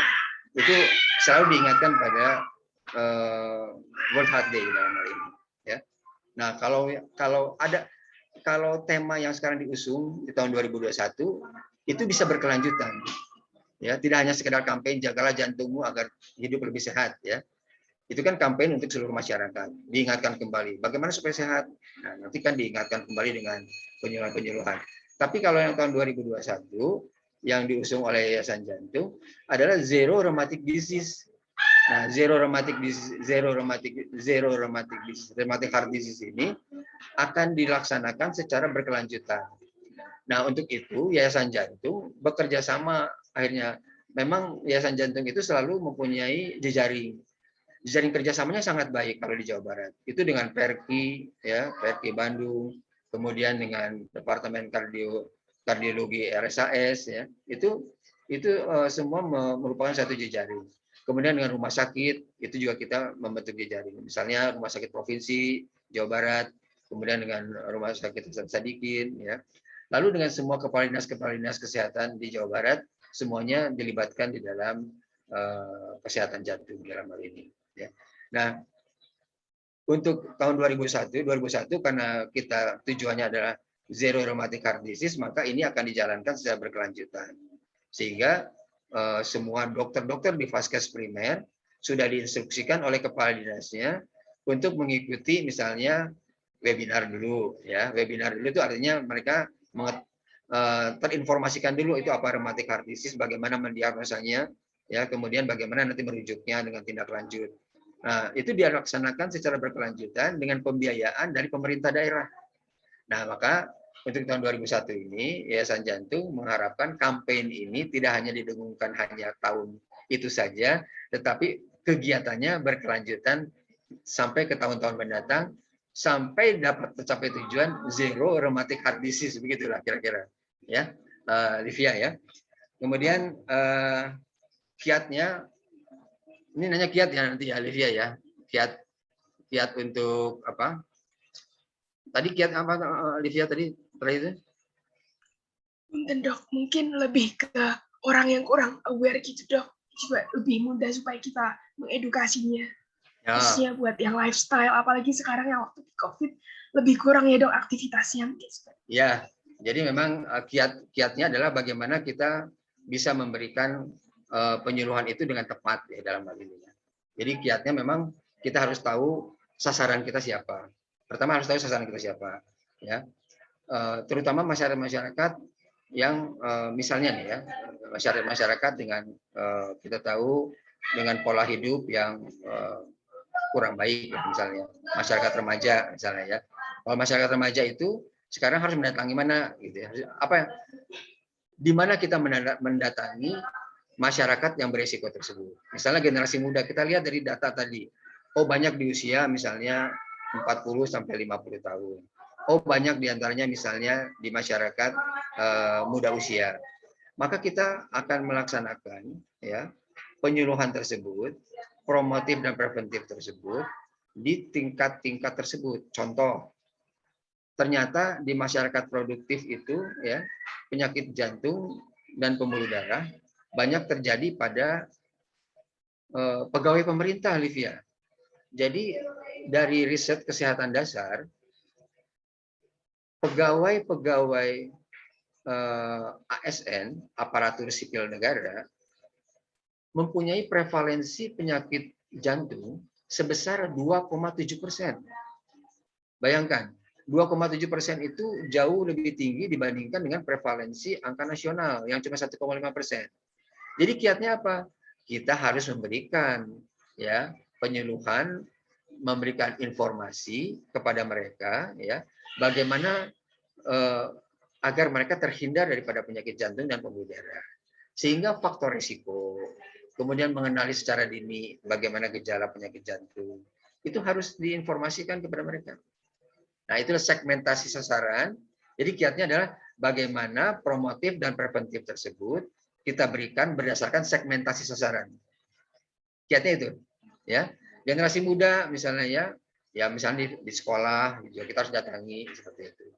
Pokoknya segmentasi, persegmentasi. Kiatnya adalah promotif, preventif, per segmen sasaran dalam hal ini. Jelas ya, Livia ya? Ya. Sangat menjawab. Terima kasih banyak dok. Terima kasih banyak Dr. Gozali. Ya, terima kasih Livia. Silahkan Diandra tadi. Oke, baik. Terima kasih Dr. Gozali atas kesempatannya. Jadi, selamat pagi dok. Perkenalkan nama saya Diandra, NPM 120. Saya di sini ingin menanyakan sedikit sih dok tentang preventif, yaitu berupa health policy dari pemerintah. Jadi kan tadi jika dokter sudah menjelaskan ya, sedengar saya juga, salah satu pencegahannya dok dari penyakit jantung itu kan merupakan diet yang seimbang. Tadi yang salah satu yang di-highlight itu adalah konsumsi gula, garam, dan juga lemak. Di mana kalau di Indonesia sendiri ya dok, saya pernah dengar ada gerakan masyarakat dari Kemenkes yang kayak G1, G5 dan juga L5 kalau nggak salah, di mana per hari orang itu mengkonsumsi 4 sendok gula, 1 sendok teh garam dan 5 sendok teh lemak gitu kan. itu baru merupakan kayak anjuran gitu ya dok. Tapi kalau misalnya memang sudah ada health policy berupa nutritional restriction yang emang diterapkan secara mungkin diterapkan secara memang lebih strict gitu ya kepada masyarakat, apakah menurut dokter itu akan lebih membantu gitu dok untuk decision making yang lebih sehat gitu untuk masyarakat itu sendiri gitu dalam mereka makannya mungkin akan lebih aware ataukah health policy itu merupakan hal yang kurang efektif gitu nampaknya kalau misalnya diterapkan di masyarakat khususnya di Indonesia. Mungkin itu sih dok yang mau saya tanyakan. Ya, Diandra, memang gizi seimbang itu hal yang mutlak ya kita informasikan kepada mereka dan itu harus patuh dalam hal ini. Patuh apalagi mereka yang sudah terkena penyakit jantung ya. Bagi mereka yang sehat kan untuk primary prevention-nya jangan sampai sakit gitu kan. Lalu untuk promotifnya adalah bagaimana mereka meningkatkan kesehatannya dengan menghindari sumber-sumber makanan yang tinggi kadar gula, kalori, kemudian tinggi kadar lemak ya dan garam dalam hal ini. Yang sudah ditegakkan tersebut ya memang perlu untuk adanya pemahaman di masyarakat berdasarkan segmentasi lagi tadi tetap kepada segmentasi lagi ya. Itu kan tergantung juga daripada pengetahuan masyarakat juga dalam hal ini. Tapi masyarakat paling tidak ya kalau terinformasikan dengan baik ya mengenai gizi seimbang tersebut ya seharusnya mereka bisa melaksanakan hal tersebut akan efektif gitu ya. Tapi efektif tersebut juga harus di bawah kendali dalam hal ini ya, di bawah kendali daripada pemeriksaan kesehatan tindak lanjutnya. Jadi gini, masyarakat selain gizi seimbang, nanti tindak lanjutnya kan harus ada pemeriksaan kesehatan secara berkala, ya. Akan efektif apabila itu ditindaklanjuti dengan pemeriksaan kesehatan yang berkala. Karena apa? Karena kan tadi sudah dikatakan, ya, itu merupakan satu kesatuan, ya, antara misalnya contoh tadi saya katakan misalnya sehat, seimbangkan gizi misalnya gitu S-nya ya. Nah, kemudian enyahkan rokok gitu ya. Lalu hanya hadapi stres, atasi tekanan darah misalnya gitu ya. Nah, itu semua kan harus ada tindak lanjutnya. Jadi akan efektif anjuran tersebut, kebijakan tersebut apabila ditindaklanjuti dengan kegiatan-kegiatan berikutnya. Kalau hanya berupa himbauan saja, itu tidak terfollow up. Ya, akan terfollow up apabila mereka melakukan pemeriksaan kesehatan secara berkala. Pemeriksaan kesehatan secara berkala itu tidak harus misalnya pemeriksaan yang datang ke dokter lalu bayar gitu ya, atau itu pemeriksaan yang tadi di klub jantung sehat misalnya, atau misalnya datang misalnya dengan BPJS kan dia harusnya mengikuti BPJS ya. Nah, upaya promotif preventif itu oleh BPJS justru dikedepankan sehingga dengan rentetan antara seimbangkan gizi dengan pemeriksaan kesehatan itu kan harus selalu menyatu. Ditambah lagi faktor lain misalnya dia harus teratur berolahraga, cukup istirahat dan sebagainya. Nah, jadi tadi kalau dikatakan apakah efektif hanya dengan seimbangkan gizi yang sudah ditegakkan berdasarkan suatu kebijakan, akan lebih efektif jawabannya gitu ya. Bukan tidak efektif, akan lebih efektif apabila ditindaklanjuti dengan ya kepatuhan untuk pemeriksaan kesehatan. Paling tidak ya tekanan darah. Paling tidak pada pemeriksaan kesehatan mereka akan berkonsultasi, gitu kan? Jadi akan kelihatan nanti bagaimana dampak daripada seimbang gizi tersebut dengan hasil. Ya, jadi ada upaya, ada realisasi, gitu dalam hal ini. Apakah tidak efektif? Misalnya tadi kalau hanya berdasarkan kebijakan untuk seimbangkan gizi, efektif tetapi kurang maksimal. Ya, bisa efektif tapi kurang maksimal, gitu ya. Paling tidak mereka kan sudah terpapar seperti itu. Ya, upayanya sudah ada. Ya, informasinya sudah ada. Tinggal mereka mau menjalankan. Tahu atau tidaknya menjalankan adalah ketika dibuktikan dengan adanya satu pemeriksaan secara berkala. Saya katakan tadi dampak akan selalu berjalan dengan waktu. Tidak ada penyakit yang sifatnya mendadak. Semuanya terorganisir penyakit itu munculnya. Ya. Nah, ketika mereka itu tidak patuh terhadap keseimbangan gizi, dampaknya akan terlihat beberapa waktu kemudian nantinya. Begitu nanti itu ya, Diandra ya. Jadi akan sangat lebih efektif bila ditindaklanjuti dengan kegiatan pemeriksaan kesehatan secara berkala. Oke, baik. Terima kasih dokter atas jawabannya. Menarik sekali nih Diandra nih, health policy. Baik, silakan. Yang lain menyambung. Silakan Vi. Baik dok, sebelumnya terima kasih Dokter Komar dan Dokter Gozali atas kesempatannya. Sebelumnya perkenalkan, nama saya Agvi, NPM 248. Saya izin bertanya dok, tapi sebenarnya ini agak sedikit lanjutan dari pertanyaan teman-teman tadi dok. Tapi saya agak lebih spesifik dok, karena memang ini kita bahas tentang salah satu risk factor-nya itu adalah rokok. Karena memang seperti yang kita ketahui dok, bahwa rokok itu merupakan salah satu risk factor yang mungkin agak berat untuk ditangani pada penyakit kardiovaskuler. Nah, yang jadi kendala adalah masih banyak orang-orang yang umumnya saya jumpai itu sangat sulit untuk di-approach, terutama bapak-bapak atau mungkin remaja-remaja yang mungkin masih tahap awal, tapi mereka udah keras gitu untuk kita berikan upaya edukasi. Nah, dan kita ketahui juga kalau misalnya rokok ini jumlah konsumsinya itu hampir menyusul dari jumlah konsumsi bahan pokok dibandingkan konsumsi susu sapi di Indonesia yang saya rasa lebih sehat tapi masih rendah jumlah konsumsinya. Dan kan memang jangan sampai ini orang-orang yang merokok ini datang ke dokter tuh udah sakit, udah dalam kondisi sakit, kan justru malah lebih rugi gitu ya. Nah mungkin dari Dokter Komar, apakah pernah gitu menjumpai orang-orang yang seperti ini, dan apakah ada tips dan trik tersendiri untuk menghadapi para perokok seperti ini dok? Terima kasih dok.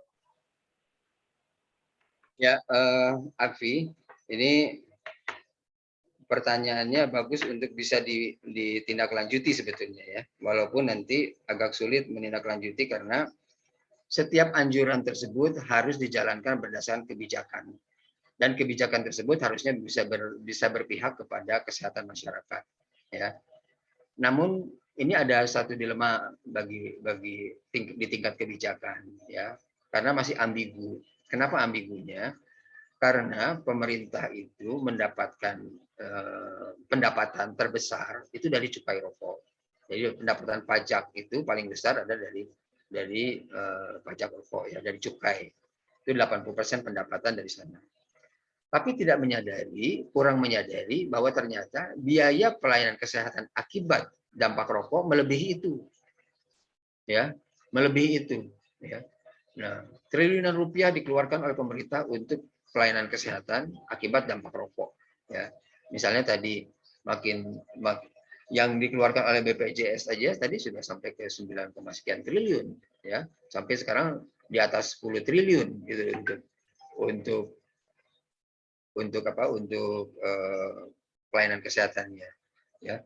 Itu masih berkembang yang dikeluarkan oleh private sector, artinya oleh individu yang bukan oleh BPJS gitu ya. Nah, dari situ sudah terlihat bahwa ada kebijakan yang belum berpihak terhadap kesehatan masyarakat. Di Amerika yang tadinya produsen rokok ya, sekarang malah beralih rokok yang diproduksi oleh mereka itu diekspor. Nah, diekspor. Jadi mereka malah dibatasi untuk dapat terakses dengan rokok, gitu ya. Nah, bagaimana mengakses rokok dengan kebijakan yang berpihak kepada masyarakat? Rokok itu tidak boleh dijual bebas secara ugal-ugalan, misalnya gitu ya. Ugal-ugalan seperti apa? Kalau di kita kan bisa beli rokok sebatang, 2 batang, gitu kan ya. Itu biasa diecer, ya. Kalau di negara yang misalnya sudah lebih protektif ya, walaupun masih ada kebijakan untuk penjualan rokok, tapi penjualan rokok itu di counter-counter tertentu, ya. Ya, tidak boleh misalnya dijual misalnya di tempat-tempat sembarangan. Kalau kita kan ada asongannya, rokok sebatang 2 batang, padahal merokok sebatang itu resikonya sama saja dengan merokok sebungkus gitu dalam hal ini gitu kan ya. Resikonya ya dalam hal ini ya. Belum terhadap percepatannya gitu. Tentu saja kuantitas akan menentukan kualitas penyakit gitu dalam hal ini ya. Tapi resikonya sama. Ya. Risiko terkena penyakit kardiovaskular atau jantung itu sama. Mau merokok sebatang, mau merokok sebungkus. Ya, tapi mungkin percepatannya saja, ya, percepatan untuk terjadinya itu akan lebih cepat bagi mereka yang lebih banyak menghisap rokok. Untuk itu maka ya perlu ada pertama kebijakan dulu dari pemerintah untuk sebetulnya tidak sembarangan mengeluarkan kebebasan bagi masyarakat untuk merokok. Itu yang penting. Karena apa? Masyarakat kita tuh masyarakat yang belum seluruhnya terakses dengan pendidikan dengan baik. Dan belum terinformasikan bagaimana faktor risiko daripada penyakit jantung. Bagaimana risiko daripada bahaya merokok. Ya. Belum lagi merokok sudah dimulai dari usia anak-anak. Sekarang di kita nih SD sudah merokok, ya. Nah, belum lagi faktor pengawasan orang tua dalam hal ini, ya. Pendidikan di dalam keluarga dalam hal ini. Ini banyak masalah dari mulai tingkat individu, tingkat masyarakat sampai kepada tingkat state negara dalam hal kebijakannya, ya. Dan ini harusnya berjalan secara beriringan kebijakan tersebut, ya.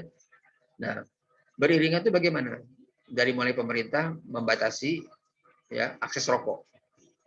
Akses rokok, ya. Kalau seandainya pemerintah mau mendapatkan misalnya biaya pendapatan yang tetap, ya, bisa saja seperti Amerika. Produksi misalnya dari jarum, gudang garam banyak tinggi, cukainya tinggi, nggak apa-apa. Tapi banyak diekspor, jangan banyak digunakan di dalam negeri. Gitu kan? Jadi produksinya tetap di dalam negerinya tinggi, cukainya tetap dapat, ya, pajaknya tetap dapat, tapi kebijakannya lebih banyak diekspor dibandingkan dengan konsumsi dalam negeri. Nah, itu baru kebijakan yang bagus. Nah, ini sayangnya belum ditempuh kebijakan seperti ini. Ya, kalau sekarang misalnya dari produksi tersebut banyak ke luar negeri, banyak diekspor, sementara di dalam negerinya itu lebih dibatasi, maka otomatis penduduknya juga akan sulit mendapatkan rokok, gitu, ya kan? Akan terakses rokok itu tidak mudah, gitu. Dan tidak ada penduduk yang misalnya kurang mampu, ya, atau kurang edukasi mendapatkan rokok sebatang 2 batang itu tidak bisa. Tidak ada rokok yang dijual batangan, gitu. Ya, semua rokok dijual dalam bentuk utuh nama ini dan didapatkan di tempat-tempat tertentu. Nggak ada di warung-warung pinggir jalan tuh ada rokok tuh nggak bisa, gitu kan? Nah, harus ada kategori di mana mendapatkan rokok, kayak gitu kan ya. Jadi mereka juga, misalnya kalau masyarakat yang asongan merokok dan minta sebatang bisa, ya. Tapi dia akan masuk misalnya ke supermarket dapat rokok, yang habis dia nggak mau lah datang ke supermarket untuk mendapatkan rokok. Contoh seperti itu ya. Jadi mereka juga, aduh, dapetin rokok sekarang harus ada ke supermarket. Nggak bisa kita beli sekarang. Di level Indomaret juga udah nggak bisa misalnya. Nah, itu kebijakan seperti itu, ya. Dan aspek distribusinya juga menjadi kebijakan juga. Kemudian diimbangi dengan faktor pendidikan. Itu harus masuk dalam kurikulum pendidikan kesehatan, itu seperti itu. Ya, selalu itu terulang kembali itu, ya. Baik dari sekolah dasar sampai ke menengah pertama, menengah atas itu selalu tertanamkan, ya, mengenai bahaya rokok itu. Ya. Kalau selalu terinformasikan, mereka selalu mengingat. Nah, yang ketiga baru itu di tingkat masyarakat, ya. Jadi jangan sampai anak meniru orang tuanya. Orang tuanya perokok, ya, kemudian merokok di dalam rumah, anaknya paling tidak jadi perokok pasif. Itu juga akan terkontaminasi dengan asap rokok. Jadi penyakit jantung dan pembuluh darah tidak akan selesai selama masih terkontaminasi. Jadi mereka banyak yang tidak mengetahui juga bahwa perokok pasif itu mempunyai resiko yang sama besar, bahkan mungkin lebih besar, gitu ya, terhadap penyakit jantung dan pembuluh darah. Jadi selain kebijakan, pendidikan, kemudian juga penyaluran di tingkat masyarakat yang harus dilakukan seperti itu. Ya, bagaimana baik itu perokok pasif maupun perokok aktif itu akan sangat terpengaruh untuk terpaparnya penyakit jantung dan kardiovaskuler atau penyakit kardiovaskuler akibat daripada paparan rokok tersebut, baik itu aktif maupun pasif. Demikian, Akfi. Baik Dokter Komar, saya berterima kasih sekali atas informasinya Dok. Mudah-mudahan bisa saya manfaatkan untuk kedepannya. Terima kasih Dok sekali lagi. Ya, terima kasih Akfi. Wah, alhamdulillah nih ya. Memang kolaboratif ya Dok ya. Ya. Dari pemerintah sebagai penetap regulasi, policy, dan juga kita sebagai praktisi dan akademisi untuk bisa memberikan kontribusi dalam hal tadi kalau kata kunci yang saya dapat menggerakkan masyarakat ya Dok ya. Ya. Ya, silakan menyambung yang lain, kita masih ada waktu nih. Mungkin satu pertanyaan lagi. Ya, silakan Chris. Baik, selamat pagi Dok dan terima kasih atas penjelasannya tadi. Dan saya ingin bertanya Pak, khususnya sekarang kan lagi masa pandemi, apakah penyuluhan khususnya untuk masyarakat di daerah berkurang karena adanya pandemi, atau apakah bagaimana, dan secara khusus juga saya ingin mengetahui Pak, bagaimana caranya untuk meningkatkan minat masyarakat, khususnya partisipasi masyarakat dalam mengikuti kegiatan seperti halnya puskesmas, posdindo seperti itu Pak. Terima kasih Pak sebelumnya. Ya, memang selama pandemi ini penyuluhan tersebut secara tatap muka pasti berkurang karena kita kan tidak boleh atau menghindari daripada faktor kerumunan tersebut. Ya. Nah untuk itu maka penyuluhan yang diberikan secara langsung, ya, secara langsung tatap muka itu tidak dijalankan selama masa pandemi tersebut. Namun di dalam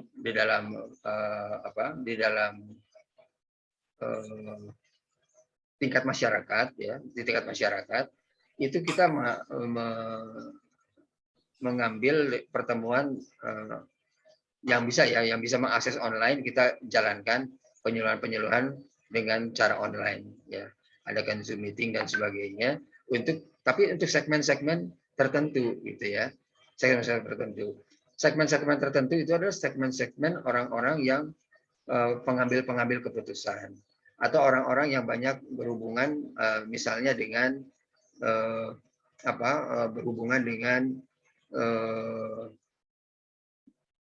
yang melatih masyarakat, ya, misalnya instruktur gitu ya, instruktur olahraga di masyarakat, ya, itu menjadi jejaring kita, ya. Jadi para instruktur itu nanti kan akan menjalankan kegiatan melatih masyarakat untuk beraktivitas, ya. Nah, kita memberikan kepada mereka, kepada instruktur tersebut, ya, penyuluhan dalam bentuk ya, misalnya implementasi rokok, ya, terhadap penyakit jantung, ya, gitu ya. Kemudian mengenali penyakit jantung secara dini. Nanti itu akan dihubungkan dengan faktor risiko, ya. Jadi kita penyuluhan untuk promotifnya dengan preventifnya itu melalui media akhirnya ketika masa pandemi, ya. Nah, ketika masa pandemi sudah beralih kepada level 3 itu sudah bisa dijalankan, ya, dengan tentu dengan prokes, ya, dan itu ternyata diperbolehkan waktu itu, ya. Jadi kita sudah mulai tatap muka dengan prokes ketat, ya, dengan kepesertaan yang terbatas. Pada level 4 kita tidak berani dan tidak menjalankan pertemuan tatap muka.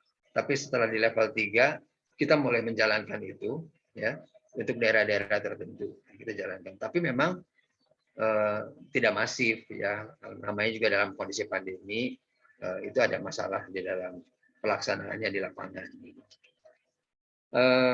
Kemudian apa yang kedua tadi? Untuk yang kedua ialah sebenarnya kalau memang kan memang menurunnya angka buat penyuluhan ini, angka masyarakat untuk mengakses informasi seperti ini, bagaimana Pak biar masyarakat tetap bisa teredukasi dalam arti khususnya yang mereka yang belum bisa mengakses media sosial gitu Pak, yang saya khawatirkan juga. Oh, masyarakat yang tidak bisa mengakses media sosial ya. Nah, inilah masalahnya. Karena kalau tidak bisa mengakses media sosial ya, kita tidak bisa memberikan satu penyuluhan atau upaya-upaya yang berhubungan promotif preventif ketika terutama pada masa pandemi kemudian tidak mempunyai akses ke media sosial ya. Nah,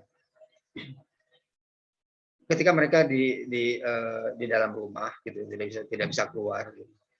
Itu yang kita harapkan adalah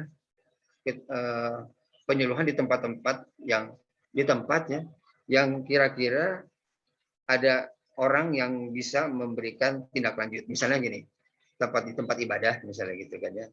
Tempat ibadah itu kan ada yang dibuka, ada juga yang ditutup, gitu kan ya. Tapi banyak yang kita ketahui bahwa tempat ibadah tersebut, misalnya masjid-masjid lah yang saya tahu gitu ya, itu masih menjalankan ibadah. Nah,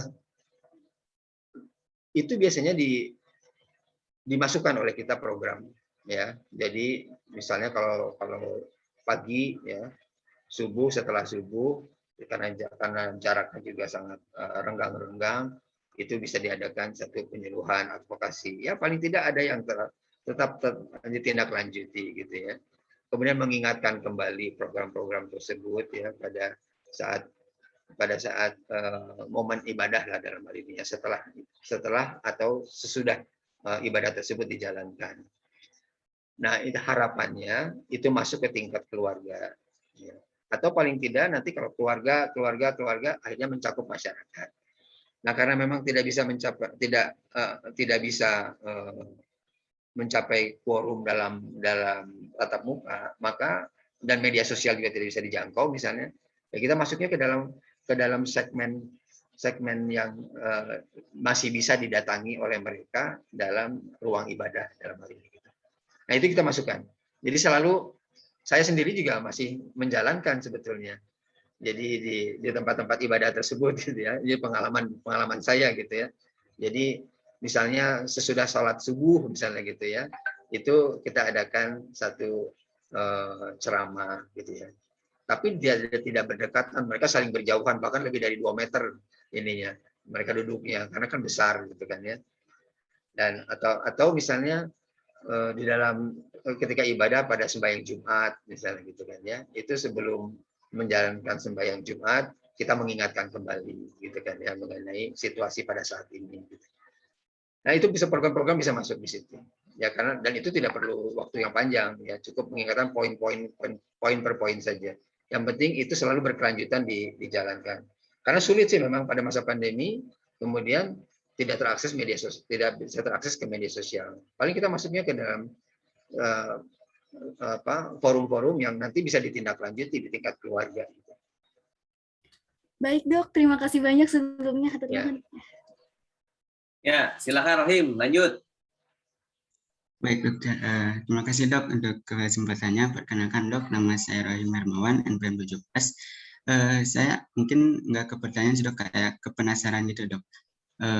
Mungkin program yang saya pikirkan tuh udah mungkin ya diterapin, cuman saya nggak tahu. Menyinggung tadi Dok, kata dokter, itu lifestyle itu tuh harus dibarengin dengan cek kesehatan, terus juga tadi ngebahas ke kebijakan-kebijakan gitu ya Dok. Ya. Nah, saya tuh kepikiran Dok, gimana kalau ngebuat program 1 RW 1 tensi gitu Dok. Nah itu gimana 1 RW? 1 RW 1 tensi.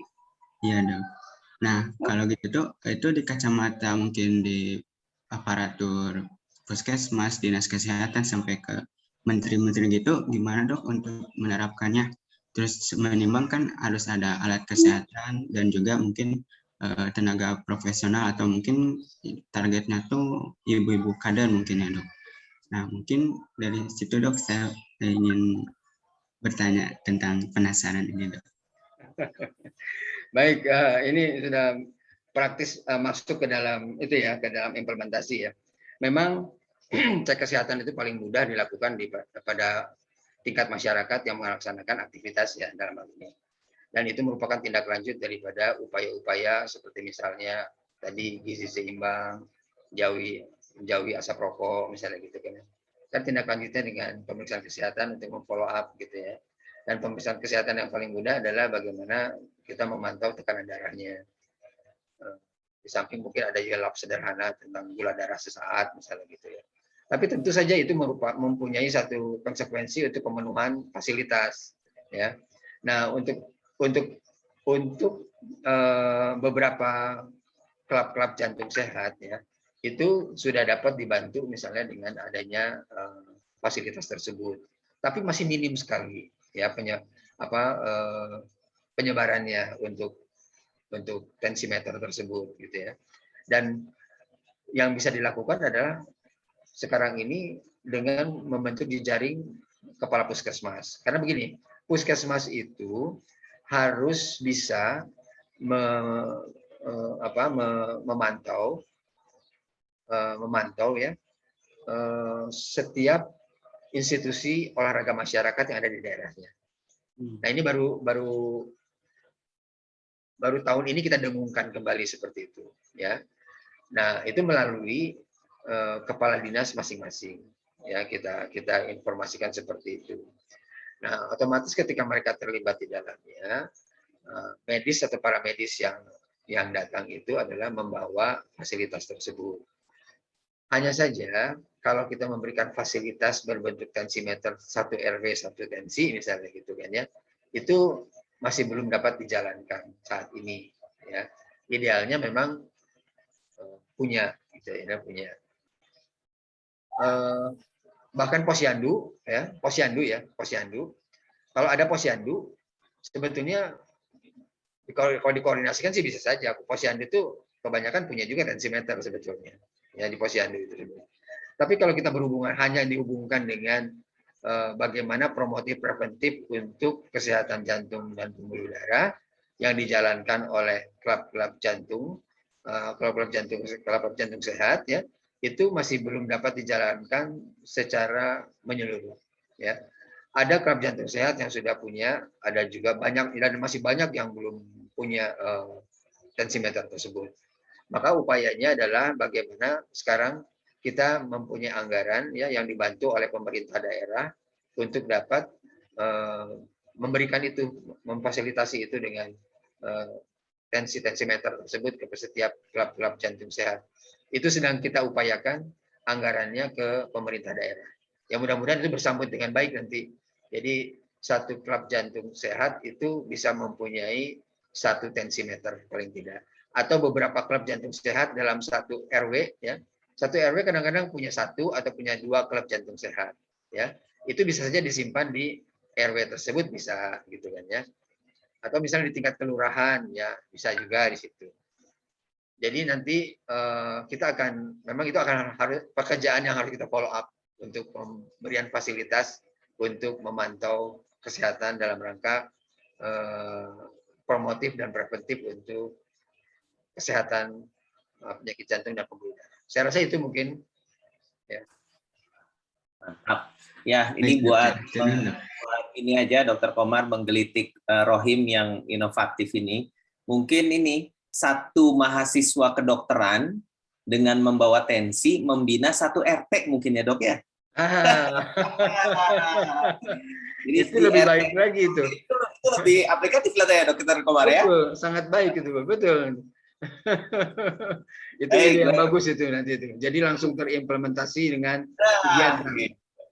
Apalagi mereka yang langsung melaksanakan lagi sekali-kali ya turun ya. Gitu, menjalankan itu nanti. Bagus itu. Kalau bisa dijalankan. Amin. Nah, Rohim, wah itu tuh Baik, kalau gitu karena waktu juga, maka kelihatannya pertanyaan komentar Rohim ini merupakan pertanyaan terakhir. Maka selanjutnya mohon closing remarks dari Dr. Komar, Dok, dari apa yang kita diskusikan kali ini. Kami persilahkan, Dok. Terima kasih. Saudara sekalian, jadi promotif preventif ini diupayakan dipahami dari mulai tingkat mahasiswa ya, tingkat mahasiswa sampai nanti kelak menjadi dokter. Kita sudah paham bagaimana promotif preventif itu harus ditekankan pada masyarakat. Karena tren pelayanan kesehatan masa depan adalah tren untuk menjalankan kegiatan promotif dan preventif. Kalau kita sudah menjalankan pelayanan kesehatan di tingkat kuratif, di samping itu akan mendatangkan bencana, kematian dan keparahan daripada penyakit, juga memberikan dampak kos yang sangat tinggi untuk dapat menanggulanginya. Dan yang perlu dipahami juga adalah bahwa promotif dan preventif itu ditujukan bagi individu dan masyarakat agar dia itu mau, tahu, dan mampu untuk menjalankan kegiatan yang berhubungan dengan peningkatan daripada status kesehatannya dan menjaga kesehatannya agar terhindar daripada penyakit jantung dan pembuluh darah. Penyakit jantung dan pembuluh darah ini bukan merupakan penyakit yang datang secara tiba-tiba, tapi penyakit yang terorganisir yang dapat tercetuskan pada saat yang tiba saatnya untuk meledak. Untuk itu maka perlu diketahui oleh saudara sekalian, selain jalankan promotif preventif tersebut adalah faktor risiko. Betul-betul faktor risiko itu harus dapat dipahami dengan baik, ya, untuk dapat dikembangkan dan diinformasikan kepada masyarakat. Intinya bahwa saudara harus mengetahui, ya, promotif preventif pertama jauh lebih penting ya dibandingkan dengan kuratif dan rehabilitatif. Kalau sudah masuk ke kuratif, biaya akan jauh lebih tinggi.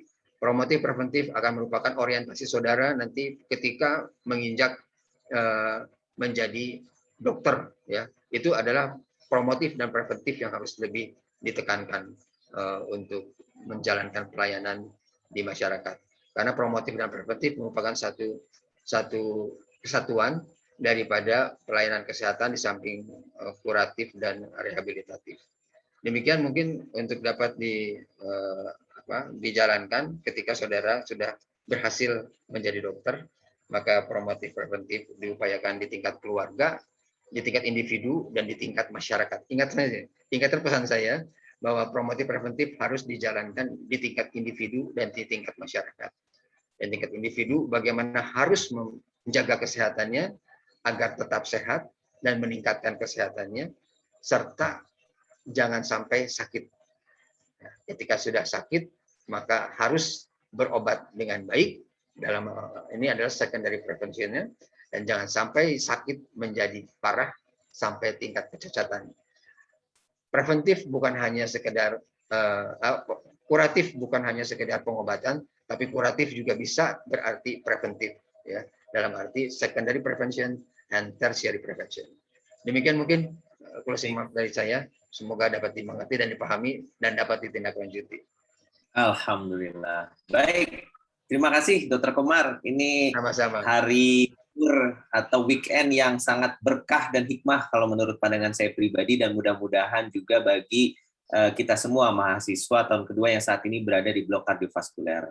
Yang diharapkan dari apa yang disampaikan, alhamdulillah tadi juga sudah muncul niat-niat untuk bisa berkontribusi, even dari mulai tingkat mahasiswa kedokteran. Begitu.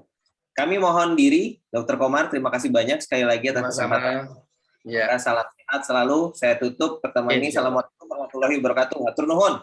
Sami-sami. Mangga. Assalamualaikum warahmatullahi wabarakatuh. Salam. Hatur nuhun. Terima kasih banyak, Dok. Terima kasih banyak, Dok.